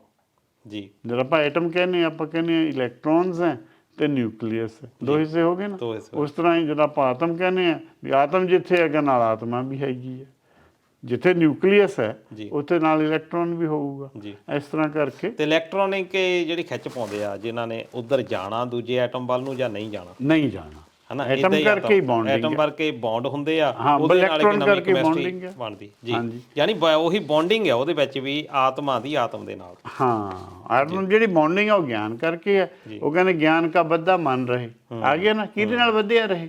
ਆਤਮ ਨਾਲ ਵਧਿਆ ਰਹੇ। ਜੀ ਹੁਣ ਆਪਾਂ ਨੂੰ ਇਹ ਗੱਲਾਂ ਐ ਪਾਣੀ ਵਾਂਗੂ ਸਾਫ਼ ਹੁੰਦੀਆਂ ਜਾਣਗੀਆਂ, ਜੀ, ਜੀ। ਆਪਾਂ ਪੜ੍ਹਦੇ ਰਹੇ। ਇਹ ਕਲੀਅਰ ਹੋ ਰਹੀਆਂ ਜੀ। ਹਾਂ, ਇੱਕ ਅਖੀਰੀ ਆਪਾਂ ਐਗਜ਼ਾਮਪਲ ਲਵਾਂਗੇ ਵੀ ਜਿਵੇਂ ਅਰਥ ਦਾ ਜਿਹੜਾ ਸਟਰਕਚਰ ਡਿਸਕ੍ਰਾਈਬ ਕੀਤਾ ਹੋਇਆ ਹੈਗਾ ਸਾਇੰਸ ਦੀਆਂ ਕਿਤਾਬਾਂ 'ਚ, ਇਹ 5ਵੀਂ ਤੋਂ ਲੈ ਕੇ 10ਵੀਂ ਤੱਕ ਅਸੀਂ ਇਹੀ ਪੜ੍ਹਾਉਂਦੇ ਹਾਂ। ਇਹਦੀਆਂ 4 ਲੇਅਰਸ ਮੰਨੀਆਂ ਹੋਈਆਂ ਧਰਤੀ ਦੀਆਂ। ਹਾਂਜੀ ਹਾਂ ਹਾਂਜੀ। ਇੱਕ ਤਾਂ ਹੈਗੀ ਕਰਸਟ ਉੱਪਰਲੀ ਜਿਹੜੀ ਤੈਅ ਆ। ਕਰਸਟ ਜਿਹੜਾ ਤੁਹਾਡਾ ਸਰੀਰ ਮੈਨੂੰ ਦਿਖ ਰਿਹਾ ਇਹਨੂੰ ਕਰਸਟ ਨੂੰ ਸਮਝ ਲਓ ਜੀ, ਬੋਡੀ ਜੋ ਹੈ। ਹਾਂ, ਇਹਦੇ ਪਿੱਛੇ ਹੈਗਾ ਤੁਹਾਡਾ ਬ੍ਰੇਨ ਜੀ, ਉਹ ਹੈਗਾ ਮੈਂਟਲ ਜੀ, ਠੀਕ ਹੈ ਨਾ ਜੀ। ਉਹਦੇ ਪਿੱਛੇ ਹੈਗੀ ਆਊਟਰ ਕੋਰ। ਹਾਂਜੀ, ਆਊਟਰ ਕੋਰ ਹੋ ਗਿਆ ਤੁਹਾਡਾ ਆਤਮਾ। ਆਤਮਾ, ਅੱਛਾ ਜੀ। ਜੀ, ਇਹ ਬਾਹਰ ਰਹਿੰਦਾ ਕਿਉਂਕਿ ਇਹਨੇ ਆ ਕੇ ਜੋ ਤੁਹਾਡਾ ਸਰੀਰ ਦਾ ਅੱਖਾਂ ਜੋ ਵੀ ਕੰਮ ਚੱਲਦਾ, ਜਦੋਂ ਤੁਸੀਂ ਲੈਣਾ ਕੰਮ ਜੰਤਰ ਵਾਲਾ ਅੱਖਾਂ ਨਾਲ ਪੜ੍ਹਨਾ, ਉਸ ਸਮੇਂ ਆਤਮਾ ਨੂੰ ਬਾਹਰ ਭੇਜਦਾ ਵੀ ਜਾ ਤੁਸੀਂ ਗਿਆਨ ਲੈ ਲਾ। ਇਹ ਆ ਸਕਦਾ। ਆਤਮ ਨਹੀਂ ਆਉਂਦਾ ਕਿਤੇ ਵੀ ਤੁਹਾਡੇ ਦਿਮਾਗ ਵਿੱਚ। ਅੱਛਾ ਜੀ। ਹਾਂ, ਉਹਨੂੰ ਅਲਾਉਡ ਨਹੀਂ ਹੈ ਆਉਣਾ। ਅੱਛਾ ਜੀ। ਉਹਨੇ ਆਪਣਾ ਸਬਸਟੀਟਿਊਟ ਆਤਮਾ ਘੜ ਲਿਆ ਵੀ ਚੱਲ ਤੂੰ ਜਾਇਆ ਜੀ, ਤੂੰ ਜਾ ਕੇ ਮੈਨੂੰ ਇਨਫੋਰਮੇਸ਼ਨ ਦੇ ਦੇ। ਆਪਾਂ ਇਨਫੋਰਮੇਸ਼ਨ ਤੁਹਾਡੀ ਜਿਹੜੀ ਹੈ ਉਹ ਗਾਂ ਉਹ ਵਿਚਾਰ ਲੈਂਦਾ, ਗਿਆਨ ਇੰਦਰ ਨਾਲ ਪੜ੍ਹ ਲੈਂਦਾ ਵੀ ਇੱਥੇ ਔਂਕੜ ਲੱਗਿਆ। ਹੁਣ ਪ੍ਰੋਫੈਸਰ ਸਾਹਿਬ ਸਿੰਘ ਜੀ ਆਪ ਦੱਸਦੇ ਆ ਵੀ ਉਹਨਾਂ ਨੂੰ ਤਾਂ 30 ਸਾਲ ਇਸ ਗੱਲ ਦਾ ਪਤਾ ਹੀ ਨਹੀਂ ਸੀ ਵੀ ਇਹ ਔਂਕੜ ਦੀ ਕੋਈ ਵੈਲਿਊ ਹੈ। ਅੱਛਾ ਜੀ। ਇੱਕ ਦਿਨ ਪਾਠ ਕਰ ਰਹੇ ਸੀ, ਉਹ ਇੱਕ ਸ਼ਬਦ 3 ਜਗ੍ਹਾ ਆ ਗਿਆ, ਔਂਕੜ ਸਿਹਾਰੀ ਨਾਲ ਲਿਖਿਆ ਜਾਂਦਾ ਹੋਈ ਸ਼ਬਦ ਮੁਕਤਾ। ਉਹ ਕਹਿੰਦੇ ਵੀ ਇਹ ਕਿਉਂ ਆ ਗਿਆ? ਬਸ ਉਦਣ ਤੋਂ ਕਹਿੰਦੇ ਮੇਰੇ ਸਾਰੀ ਦਿੱਖ ਬਦਲ ਗਈ ਜੀ। ਮੈਂ ਕੁਛ ਹੋਰ ਐਂਗਲ ਤੋਂ ਇਹ ਵੀ ਇੱਕ ਹੈਗੀ ਸਾਡੇ ਵਿੱਚ ਕਿ ਅਸੀਂ ਵਿਆਕਰਨ ਇੱਕ ਜਿਹੜੀਆਂ ਗੱਲਾਂ ਨਹੀਂ ਕਰਦੇ, ਅਸੀਂ ਉਹ ਇੱਕ ਕਹਿ ਲਓ ਵੀ ਸਿੱਖ ਲੈਂਦੇ ਹਾਂ ਵੀ ਤੁਸੀਂ ਕੀ ਕਹਿੰਦੇ, ਅਸੀਂ ਉਹਦਾ ਉਚਾਰਨ ਉੱਦਾਂ ਹੀ ਕਰੀਏ। ਅਸੀਂ ਉਸ ਉਚਾਰਨ ਵੱਲ ਨੂੰ ਜਾਂਦੇ ਰਹੇ, ਪਰ ਉਹ ਉਚਾਰਨ ਦੇ ਪਿੱਛੇ ਦੀ ਜਿਹੜੀ ਮਨਸ਼ਾ ਕੀ ਆ ਉੱਤੇ ਸ਼ਾਇਦ ਅਸੀਂ ਨਹੀਂ ਜਾਂਦੇ। ਅਸੀਂ ਨਹੀਂ। ਹੁਣ ਜਦੋਂ ਤੁਸੀਂ ਦਰਬਾਰ ਸਾਹਿਬ ਤੋਂ ਆਪਣਾ ਸੁਣਦੇ ਹੋ ਹੁਕਮਨਾਮਾ, ਇੱਕ ਪਾਠੀ ਸਿੱਖੇ ਹੋਏ ਆ ਜਨਰਲ, ਹਾਂਜੀ, ਉਹ ਕਹਿਣਗੇ ਸੱਜਣ ਸੱਚਾ ਪਾਤਸ਼ਾਹ, ਹਾਂਜੀ, ਤੇ ਦੂਸਰੇ ਕਹਿਣਗੇ ਪਾਤਸ਼ਾਹੋ, ਪਾਤਸ਼ਾਹ। ਹਾਂਜੀ, ਪਰ ਉਹ ਤੁਹਾਡੀ ਗੱਲ ਹੈ ਵੀ ਉਹਨਾਂ ਨੂੰ ਪਾਤਸ਼ਾਹੋ ਦਾ ਨਹੀਂ ਪਤਾ ਵੀ ਹਾਹੇ ਤੇ ਔਂਕੜ ਕਿਉਂ ਲਾਇਆ। ਉਹ ਕਲੈਕਟਿਵ ਨਾਊਨ ਹੈ। ਹਾਂਜੀ, ਹਾਂ, ਪਾਤਸ਼ਾਹੋ ਪਾਤਸ਼ਾਹਾਂ ਦਾ ਇਕੱਠ ਹੈ। ਇਕੱਠ ਹੈ, ਇਹ ਉਹਨਾਂ ਨੂੰ ਨਹੀਂ ਪਤਾ ਲੱਗ ਰਿਹਾ। ਉਹ ਤਾਂ ਉਚਾਰਨ ਦੇ ਉੱਤੇ ਆ। ਹਾਂ, ਉਚਾਰਨ ਤਾਂ ਉਹ ਬਈ ਸਹੀ ਕਰਦੇ ਆ, ਪਰ ਉਹਨਾਂ ਨੂੰ ਇਸ ਦਾ ਬੋਧ ਨਹੀਂ ਵੀ ਔਂਕੜ ਲੱਗਣ ਔਰ ਹਟਣ ਨਾਲ ਕੀ ਫਰਕ ਪੈ ਗਿਆ। ਜਦੋਂ ਪਹਿਲੀ ਵਾਰ ਜਿਹੜਾ ਡਾਕਟਰ ਟਰੰਪ ਹੋਇਆ, ਅਰਨੈਸਟ ਟਰੰਪ, ਉਹਨੇ ਪਹਿਲਾ ਪੰਨਾ ਪੜ੍ਹਿਆ ਨਾ, ਪਹਿਲਾ ਸ਼ੁਰੂ ਤੋਂ ਜਪਜੀ ਬਾਣੀ ਹੈ, ਹਾਂਜੀ, ਉਹ ਪਹਿਲਾ ਪੰਨਾ ਪੜ੍ਹ ਕੇ ਕਹਿੰਦਾ ਇਸ ਇਹਦੇ ਟੈਕਸਟ ਵਿੱਚ ਇੱਕ ਗ੍ਰਾਮਰ ਚੱਲਣ ਦੀ ਲੱਗਦੀ ਹੈ ਮੈਨੂੰ। ਪਹਿਲੇ ਪੰਨਾ ਪੜ੍ਹ, ਕਿਉਂਕਿ ਉਹ ਆਪ ਲਿੰਗੁਇਸਟ ਸੀ, ਉਹਨੇ ਦੇਖਿਆ ਵੀ ਇਹ ਐਂ ਕਿਉਂ ਲਿਖਿਆ, ਇੱਥੇ ਐਂ ਨਹੀਂ ਲਿਖਿਆ, ਇੱਥੇ ਐਂ ਲਿਖਿਆ, ਇਹਨਾਂ 'ਚ ਭੇਦ ਕੀ ਹੈ। ਉਹਨੇ ਤਾਂ ਬਹੁਤ ਪਹਿਲਾਂ ਦੱਸਤੀ ਸੀ ਇਹ ਗੱਲ। ਸਾਡੇ ਟੀਕਾਕਾਰਾਂ ਨੂੰ ਇਹ ਗੱਲ ਬੜੀ ਲੇਟ ਪਤਾ ਲੱਗੀ ਹੈ। ਉਹਨੂੰ ਇਸ ਗੱਲ ਦਾ ਬੋਧ 1850 ਦੇ ਨੇੜੇ ਹੀ ਹੋ ਗਿਆ ਸੀ ਜੀ ਵੀ ਇਹ ਕਿਉਂ ਵਰਤੇ। ਸ਼ਾਇਦ ਇਹਦਾ ਕਾਰਨ ਇਹ ਵੀ ਰਿਹਾ ਕਿ ਅਸੀਂ ਵਿਆਕਰਨ ਦੀ ਸਾਡੇ ਕੋਲ ਕੋਈ ਕੰਟੈਕਸਟ ਹੈ ਹੀ ਨਹੀਂ ਸੀ। ਇਹਦੀਆਂ ਪਹਿਲੀ ਕਿਤਾਬ ਲੱਭੀ ਉਹਨਾਂ ਨੇ 1900 ਦੇ ਨੇੜੇ ਲਿਖੀ ਗਈ, ਉਹ ਵੀ ਗੋਰਿਆਂ ਨੇ ਆਪਣੇ ਹਿਸਾਬ ਨਾਲ ਲਿਖਤੀ ਹੈ ਉਹਨਾਂ ਨੇ। ਉਹ ਪੰਜਾਬੀ ਦੀ ਸੀ। ਗੁਰਬਾਣੀ ਵਿਆਕਰਣ ਦੀ ਇੱਕ ਕਿਤਾਬ ਜਿਹੜੀ ਗੋਰਿਆਂ ਨੇ ਲਿਖੀ ਹੈ, ਉਹ ਤਾਂ ਲਿਖੀ ਹੈ ਲਗਭਗ 1980 'ਚ। ਉਹਨਾਂ ਨੇ ਲਿਖਿਆ ਸੈਕਰੇਟ ਲੈਂਗੁਏਜ ਆਫ ਸਿੱਖਸ। ਅੱਛਾ ਜੀ। ਹਾਂ, ਉਹ ਲਿਖੀ ਹੋਈ ਹੈ, ਮੈਂ ਨਾਂ ਤੁਹਾਨੂੰ ਦੱਸ ਸਕਦਾ ਬਾਅਦ 'ਚ। ਉਹਨਾਂ ਨੇ ਉਹ ਸ਼ੈਕਲ ਦੀ ਲਿਖੀ ਹੋਈ ਹੈ। ਅੱਛਾ ਜੀ। ਪ੍ਰੋਫੈਸਰ ਸ਼ੈਕਲ, ਉਹ ਅਪਾਇੰਟ ਕੀਤੇ ਸੀ head of Asian studies London university. ਅੱਛਾ ਜੀ। ਦੇਖੋ ਉਹਨਾਂ ਨੇ ਖੋਜ ਕਰਕੇ ਅਖੀਰ ਵਿੱਚ ਐਕਸਰਸਾਈਜ਼ਸ ਦਿੱਤੀਆਂ। ਅੱਛਾ ਜੀ। ਨਹੀਂ ਆਪਣੀਆਂ ਜੇ ਵਿਆਕਰਣ ਦੀਆਂ ਕਿਤਾਬਾਂ ਉਹਨਾਂ ਵਿੱਚ ਐਕਸਰਸਾਈਜ਼ ਨਹੀਂ, ਉਹਨਾਂ ਨੇ ਲੈਸਨ ਵਾਂਗੂ ਲਿਖ ਕੇ ਪਿੱਛੇ 5 ਜਾਂ 10 ਸਵਾਲ ਹੈ ਵੀ ਇਸ ਅੱਖਰ ਦਾ ਲਿਖੋ ਤੁਸੀਂ, ਇਹਦਾ ਬਹੁਵਚਨ ਲਿਖੋ, ਇਸ ਅੱਖਰ ਦਾ ਤੁਸੀਂ ਸਿੰਗੂਲਰ ਲਿਖੋ। ਇਹ ਮੈਨੂੰ ਲੱਗਦਾ ਵੀ ਜਦੋਂ ਆਪਾਂ ਇਹ ਕਰਦੇ ਆ ਗੁਰਬਾਣੀ ਦਾ ਉਚਾਰਨ ਦਾ ਕੁਝ ਵੀ ਸਿੱਖਣ ਦੀ ਕੋਸ਼ਿਸ਼ ਕਰਦੇ ਆ, ਫਿਰ ਤਾਂ ਉਹ ਕਿਤਾਬ ਜਿਹੜੀ ਹਰ ਇੱਕ ਲਈ ਲਾਜ਼ਮੀ ਹੋਣੀ ਚਾਹੀਦੀ ਹੈ। ਹਰ ਇੱਕ ਲਈ ਲਾਜ਼ਮੀ, ਪਰ ਉਹ ਆਊਟ ਆਫ ਪ੍ਰਿੰਟ ਕਰਤੀ, ਕਿਉਂਕਿ ਉਹ ਉਹਨੂੰ ਕੋਈ ਖਰੀਦਦਾ ਨਹੀਂ ਹੈ। ਕਿਤਾਬ ਉਹੀ ਪ੍ਰਿੰਟ ਹੋਊ ਜਿਹਦੀਆਂ ਕਾਪੀਆਂ ਵਿਕਣਗੀਆਂ ਜੀ। ਉਹਦਾ ਚਲੋ ਕਿਸੇ, ਮੈਨੂੰ ਤਾਂ ਸ਼ੌਂਕ ਸੀ, ਮੈਂ ਉਹਦੀ PDF ਹੈਗੀ ਹੈ ਜੀ, ਤੁਹਾਡੇ ਨਾਲ ਜਿੰਨੇ ਦਰਸ਼ਕ ਹੈ ਸਾਂਝੀ ਕਰਾਂਗੇ। ਜੀ, ਜਿਹੜੇ ਖਾਸ ਕਰ ਬੱਚੇ ਵਿਦੇਸ਼ਾਂ 'ਚ ਪੈਦਾ ਹੋਏ ਆ ਉਹਨਾਂ ਲਈ ਤਾਂ ਉਹ ਤੋਂ ਵੱਡੀ ਕੋਈ ਕਿਤਾਬ ਹੀ ਨਹੀਂ ਹੈ ਜੀ। ਜਦ ਕਿ ਇਹਦੇ ਬਾਰੇ ਕੋਈ ਕਿਸੇ ਨੂੰ ਪਤਾ ਹੀ ਨਹੀਂ, ਇਸ ਕਿਤਾਬ ਬਹੁਤ ਘੱਟ ਲੋਕਾਂ ਨੂੰ ਪਤਾ ਹੋ, ਕਿਉਂਕਿ ਅਸੀਂ ਪਾਠ ਪੜ੍ਹਨ ਤੱਕ ਸੀਮਿਤ ਹੋ ਗਏ। ਅਸੀਂ ਉਹਨੂੰ ਵਿਚਾਰਨ ਤੇ ਥੋੜਾ ਜਿਹਾ ਆਪਾਂ ਕੋਸ਼ਿਸ਼ ਕਰਾਂਗੇ ਵੀ ਲੋਕ ਵਿਚਾਰਨ ਜੀ। ਤੇ ਇੱਕ ਹੁਣ ਆਪਾਂ ਕੋਲ ਜਿਹੜਾ ਹੈਗਾ, ਜਿਹੜਾ ਅੱਜ ਕੱਲ੍ਹ ਵੀ ਥੋੜਾ ਜਿਹਾ ਚੱਲ ਰਿਹਾ, ਆਪਾਂ ਤਾਂ ਹਰੇਕ ਚੀਜ਼ ਤੋਂ ਪੋਜ਼ਿਟਿਵਿਟੀ ਕੱਢਣੀ ਹੈ। ਹਾਂਜੀ। ਹੁਣ ਜੇ ਰਾਮ ਮੰਦਿਰ ਬਣਿਆ ਤਾਂ ਕਿਸੇ ਨੇ ਇਹ ਲਿਖ ਕੇ ਪਾਇਆ, ਇਹ ਹਿੰਦੀ ਦੀ ਸਾਈਟ ਤੋਂ ਆਇਆ ਮੇਰੇ ਕੋਲ। ਅੱਛਾ ਜੀ। ਆ ਦੇਖੋ ਹਿੰਦੀ 'ਚ ਮੈਂ ਇਹਨੂੰ ਟਾਈਪ ਕੀਤਾ ਹੋਇਆ। ਹਾਂਜੀ। ਇਹ ਹਿੰਦੀ 'ਚ, ਫਿਰ ਮੈਂ ਇਹਦਾ ਪੰਜਾਬੀ ਅਨੁਕਰਨ ਕਰ ਲਿਆ। ਅੱਛਾ ਜੀ। ਹੁਣ ਉਹ ਕਹਿੰਦੇ ਏਕ ਰਾਮ ਦਸ਼ਰਥ ਕਾ ਬੇਟਾ। ਹਾਂਜੀ। ਤੁਸੀਂ ਇੰਟਰਨੈਟ ਤੋਂ ਲੱਭ ਲਿਓ ਕਿਤੇ ਵੀ ਜੀ। ਇਹ 4 ਤਰ੍ਹਾਂ ਦੇ ਰਾਮ ਉਹਨਾਂ ਨੇ ਤੁਹਾਨੂੰ ਦੱਸਦੇ ਜੀ। ਗੁਰਬਾਣੀ 'ਚ 4 ਹੀ ਰਾਮ ਹੈ, ਜਦ ਕਿ ਇਹ ਗੁਰਬਾਣੀ ਨਹੀਂ ਪੜ੍ਹੇ ਹੋਏ, ਇਹ ਕਬੀਰ ਜੀ ਦੀ ਬਾਣੀ ਪੜ੍ਹੇ ਹੋਏ ਹੈ ਜੀ। ਕਬੀਰ ਜੀ ਨੇ 4 ਰਾਮਾਂ ਦਾ ਜ਼ਿਕਰ ਕੀਤਾ। ਇਹ ਗੱਲ ਉਹਨਾਂ ਦੇ ਮਨ 'ਚ ਹੈਗੀ ਹੈ, ਸਾਨੂੰ ਨਹੀਂ ਪਤਾ ਅਜੇ ਤੱਕ ਜੀ। ਉਹ ਤਾਂ ਕਹਿੰਦੇ ਏਕ ਰਾਮ, ਪਹਿਲਾ ਤਾਂ ਹੋ ਗਿਆ ਦਸ਼ਰਥ ਕਾ ਬੇਟਾ, ਦੂਸਰਾ ਰਾਮ ਘਟ ਘਟ ਮੇਂ ਬੈਠਾ, ਇਹ ਆਤਮ ਹੈ ਤੁਹਾਡਾ। ਜਿਹੜਾ ਦਸ਼ਰਥ ਕਾ ਬੇਟਾ ਹੈ ਉਹ ਹੈਗਾ ਆਤਮਾ, ਕਿਉਂਕਿ ਅਸੀਂ ਉਹਨੂੰ ਆਤਮਾ ਕਹਿੰਦੇ, ਅਸੀਂ ਉਹਨੂੰ ਦੇਖ ਸਕਦੇ ਹਾਂ। ਹਾਂ, ਜਿਹੜੀ ਆਤਮ ਹੈ ਉਹਦੇ ਪਿੱਛੇ ਹੈ। ਇੱਕ ਕਹਿੰਦੇ ਏਕ ਰਾਮ ਕਾ ਜਗਤ ਪਸਾਰਾ, ਇਹ ਹੋ ਗਿਆ ਪਰਮਾਤਮ, ਪਰਮਾਤਮਾ ਨਹੀਂ ਪਰਮਾਤਮ। ਤੇ ਚੌਥੇ ਰਾਮ ਹੈ ਸਭ ਸੇ ਨਿਆਰਾ, ਇਹ ਪਰਮੇਸ਼ਰ ਹੋ ਗਿਆ। ਯਾਨੀ ਕਬੀਰ ਜੀ ਦਾ ਕਹਿਣ ਦਾ ਮਤਲਬ ਇਹ ਆ ਵੀ ਜਿਹੜਾ ਦਸ਼ਰਥ ਕਾ ਬੇਟਾ ਆ, ਇਹ ਤਾਂ ਨੈਸ਼ਨਲ ਬੋਡੀ ਆ, ਇਹ ਤੋਂ 4 ਸਟੇਜਸ ਉੱਪਰ ਆ। ਨਹੀਂ, ਉਹ ਕਹਿਣਾ ਚਾਹੁੰਦੇ ਆ, ਇੱਕ ਗੱਲ ਤੁਹਾਡੀ ਵੀ ਸਹੀ ਹੈ, ਇੱਕ ਗੱਲ ਮੈਂ ਹੋਰ ਵਾਧਾ ਕਰ ਦਿੰਦਾ ਵੀ ਰਾਮ ਜਿਹੜਾ ਸ਼ਬਦ ਹੈ, ਇਹਦੀ ਤੁਸੀਂ ਜੇ ਪੜਤਾਲ ਕਰੋਗੇ, ਇਹ ਕੱਲਾ ਦਸ਼ਰਥ ਕਾ ਬੇਟਾ ਹੀ ਨਹੀਂ ਹੈ, ਇਹ ਦਸ਼ਰਥ 'ਚ ਵੀ ਰਾਮ ਹੈਗਾ, ਅੱਛਾ, ਰਾਮ ਜੀ 'ਚ ਵੀ ਰਾਮ ਹੈਗਾ, ਸੀਤਾ ਜੀ 'ਚ ਵੀ ਰਾਮ ਹੈਗਾ, ਰਾਵਣ ਜੀ 'ਚ ਵੀ ਰਾਮ ਹੈਗਾ, ਲਕਸ਼ਮਣ ਜੀ 'ਚ ਵੀ ਰਾਮ ਹੈਗਾ। ਅੱਛਾ ਜੀ। ਕਿਉਂਕਿ ਉਹਨਾਂ ਨੇ ਕਹਿ ਦਿੱਤਾ ਏਕ ਰਾਮ ਘਟ ਘਟ ਮੈਂ ਬੈਠਾ, ਉਹ ਤਾਂ ਸਾਰਿਆਂ 'ਚ, ਉਹ ਤਾਂ ਹਰੇਕ 'ਚ ਹੀ ਹੈ। ਹੁਣ ਆਪਾਂ ਪੜ੍ਹਦੇ ਹੀ ਹਾਂ ਰੋਜ਼, ਸਭੈ ਘਟ ਰਾਮ ਬੋਲੇ ਜੀ, ਘਟ 'ਚ ਬੈਠਾ। ਘਟ ਦੀ ਆਪਾਂ ਅਗਲੀ ਵਾਰ ਕਰਾਂਗੇ। ਐਤਕੀ ਆਪਾਂ ਜੋ ਹੈਗਾ ਸਮੇਟ ਲਈਏ ਜੀ, ਕਿ ਆਪਾਂ ਜਿਹੜੀ ਗੱਲ ਸ਼ੁਰੂ ਕੀਤੀ ਸੀ ਆਤਮ ਗਿਆਨ ਤੋਂ ਸ਼ੁਰੂ ਕੀਤੀ ਸੀ। ਆਤਮ ਜਿਹੜਾ ਹੈਗਾ ਉਹ ਆਪਾਂ ਐਪਲ ਤੋਂ ਦਿਖਾਇਆ ਸੀ ਅਧੂਰਾ ਹੁੰਦਾ, ਉਹਦਾ ਦੂਆ ਹਿੱਸਾ ਜਿਹੜਾ ਉਹ ਕੀ ਹੈ, ਉਹ ਆਤਮਾ ਹੁੰਦਾ। ਆਤਮਾ ਆਤਮ ਤੋਂ ਛੋਟੀ ਹੈ ਜੀ, ਆਤਮਾ ਵਿੱਚ ਹਨੇਰਾ ਹੈ। ਉਹ ਜਦੋਂ ਆਤਮ ਗਿਆਨ ਲੈਂਦੀ ਹੈ, ਆਤਮ ਗਿਆਨ ਆਪਾਂ ਤਾਂ ਰੱਖਿਆ ਵੀ ਆਤਮਾ ਨੇ ਆਤਮ ਗਿਆਨ ਲੈਣਾ ਜੀ, ਉਹ ਉਹੀ ਜਿਹੀ ਸਵੱਛ ਹੋ ਜਾਂਦੀ ਹੈ, ਉਹ ਉੱਥੇ ਉਹ ਐਪਲ 'ਚ ਫਿੱਟ ਹੋ ਜਾਂਦੀ ਹੈ। ਐਪਲ ਤੁਹਾਡਾ ਪੂਰਾ ਹੋ ਗਿਆ, ਐਪਲ ਨੇ ਗਾਂ ਪਾਈਲਸ ਆਫ ਐਪਲ 'ਚ ਚਲੇ ਜਾਣਾ, ਉਹਨੂੰ ਆਪਾਂ ਪਰਮੇਸ਼ਰ ਕਹਿੰਦੇ ਹਾਂ। ਆਤਮ ਨੂੰ ਸਮਝਣ ਦੇ ਆਪਾਂ 2-3 ਜਿਹੜੇ ਤਸਮੀਆਂ ਵੀ, ਇੱਕ ਤਾਂ ਐਪਲ ਤੋਂ ਸਮਝਿਆ, ਇੱਕ ਆਪਾਂ ਕਿਹਾ ਐਟਮ 'ਚ ਹੁੰਦਾ ਜੀ, ਇੱਕ ਆਪਾਂ ਉਹਦਾ ਨਾਮ ਐਡਮ ਦੇ ਦਿੱਤਾ ਜੀ, ਵੀ ਐਡਮ ਤੋਂ ਵੀ ਆਤਮ ਸਮਝਿਆ ਜਾ ਸਕਦਾ। ਅਤੇ ਜਿਹੜਾ ਆਤਮ ਸਟਰਕਚਰ ਆਫ ਅਰਥ ਹੈ, ਉਹਦੇ 'ਚ 4 ਲੇਅਰਸ ਆਪਾਂ ਕਹਿਤਾ ਵੀ ਕਰਸਟ ਜਿਹੜਾ ਹੈਗਾ ਉਹ ਦ੍ਰਿਸ਼ਟਵਾਨ ਸਰੀਰ ਹੈ, ਇਹਦੇ ਪਿੱਛੇ ਹੋਏਗਾ ਤੁਹਾਡਾ ਦਿਮਾਗ, ਦਿਮਾਗ ਦੇ ਪਿੱਛੇ ਹੁੰਦਾ ਮਨ, ਮਨ ਦੇ ਪਿੱਛੇ ਹੁੰਦੀ ਹੈ ਆਤਮਾ ਜੀ, ਜੋ ਬ੍ਰਹਮੰਡੇ ਸੋਈ ਪਿੰਡੇ। ਹਾਂ, ਇਹ ਤੁਸੀਂ ਬ੍ਰਹਮੰਡ 'ਚੋਂ ਦੇਖ ਕੇ ਇਸ ਗੱਲ ਨੂੰ ਆਪਣੇ ਨਾਲ ਐਸੋਸੀਏਟ ਕਰਕੇ ਇਸ ਤਰ੍ਹਾਂ ਹੀ ਗਿਆਨ ਵੱਧਦਾ ਜੀ। ਹਾਂਜੀ ਜੀ। ਤੇ ਦੋਸਤੋ, ਬੜੀਆਂ ਇੰਟਰਸਟਿੰਗ ਗੱਲਾਂ ਜਿਹੜੀਆਂ ਚੱਲੀਆਂ, ਤੇ ਇੰਟਰਸਟਿੰਗ ਤਾਂ ਸੀ, ਪਰ ਨਾਲ ਦੀ ਨਾਲ ਬੜੀਆਂ ਖੋਜ ਭਰਪੂਰ, ਬਹੁਤ ਕੁਝ ਸਿੱਖਣ ਨੂੰ ਮਿਲੀਆਂ। ਬਹੁਤ ਸਾਰੀਆਂ ਚੀਜ਼ਾਂ ਮੇਰੇ ਲਈ ਤਾਂ ਬਿਲਕੁਲ ਨਵੀਆਂ ਸੀ। ਮੈਂ ਫਿਰ ਮੈਂ ਕਹਿ ਦਿੰਦਾ, ਮੈਂ ਤਾਂ ਪਰਮਾਤਮਾ ਨੂੰ ਸੁਪਰੀਮ ਹੁਣ ਤੱਕ ਮੰਨਦਾ ਰਿਹਾ, ਪਰ ਹੁਣ ਤੱਕ ਜਿਹੜੀ ਡਿਸਕਸ਼ਨ ਹੋਈ ਆ, ਬੈਂਸ ਸਾਹਿਬ ਦਾ ਇਹ ਕਹਿਣਾ ਕਿ ਪਰਮਾਤਮ ਸਭ ਤੋਂ ਸੁਪਰੀਮ ਆ, ਜਿਹਦਾ ਗੁਰਬਾਣੀ ਦੇ ਵਿੱਚ ਬਾਰ-ਬਾਰ ਜ਼ਿਕਰ ਆਉਂਦਾ।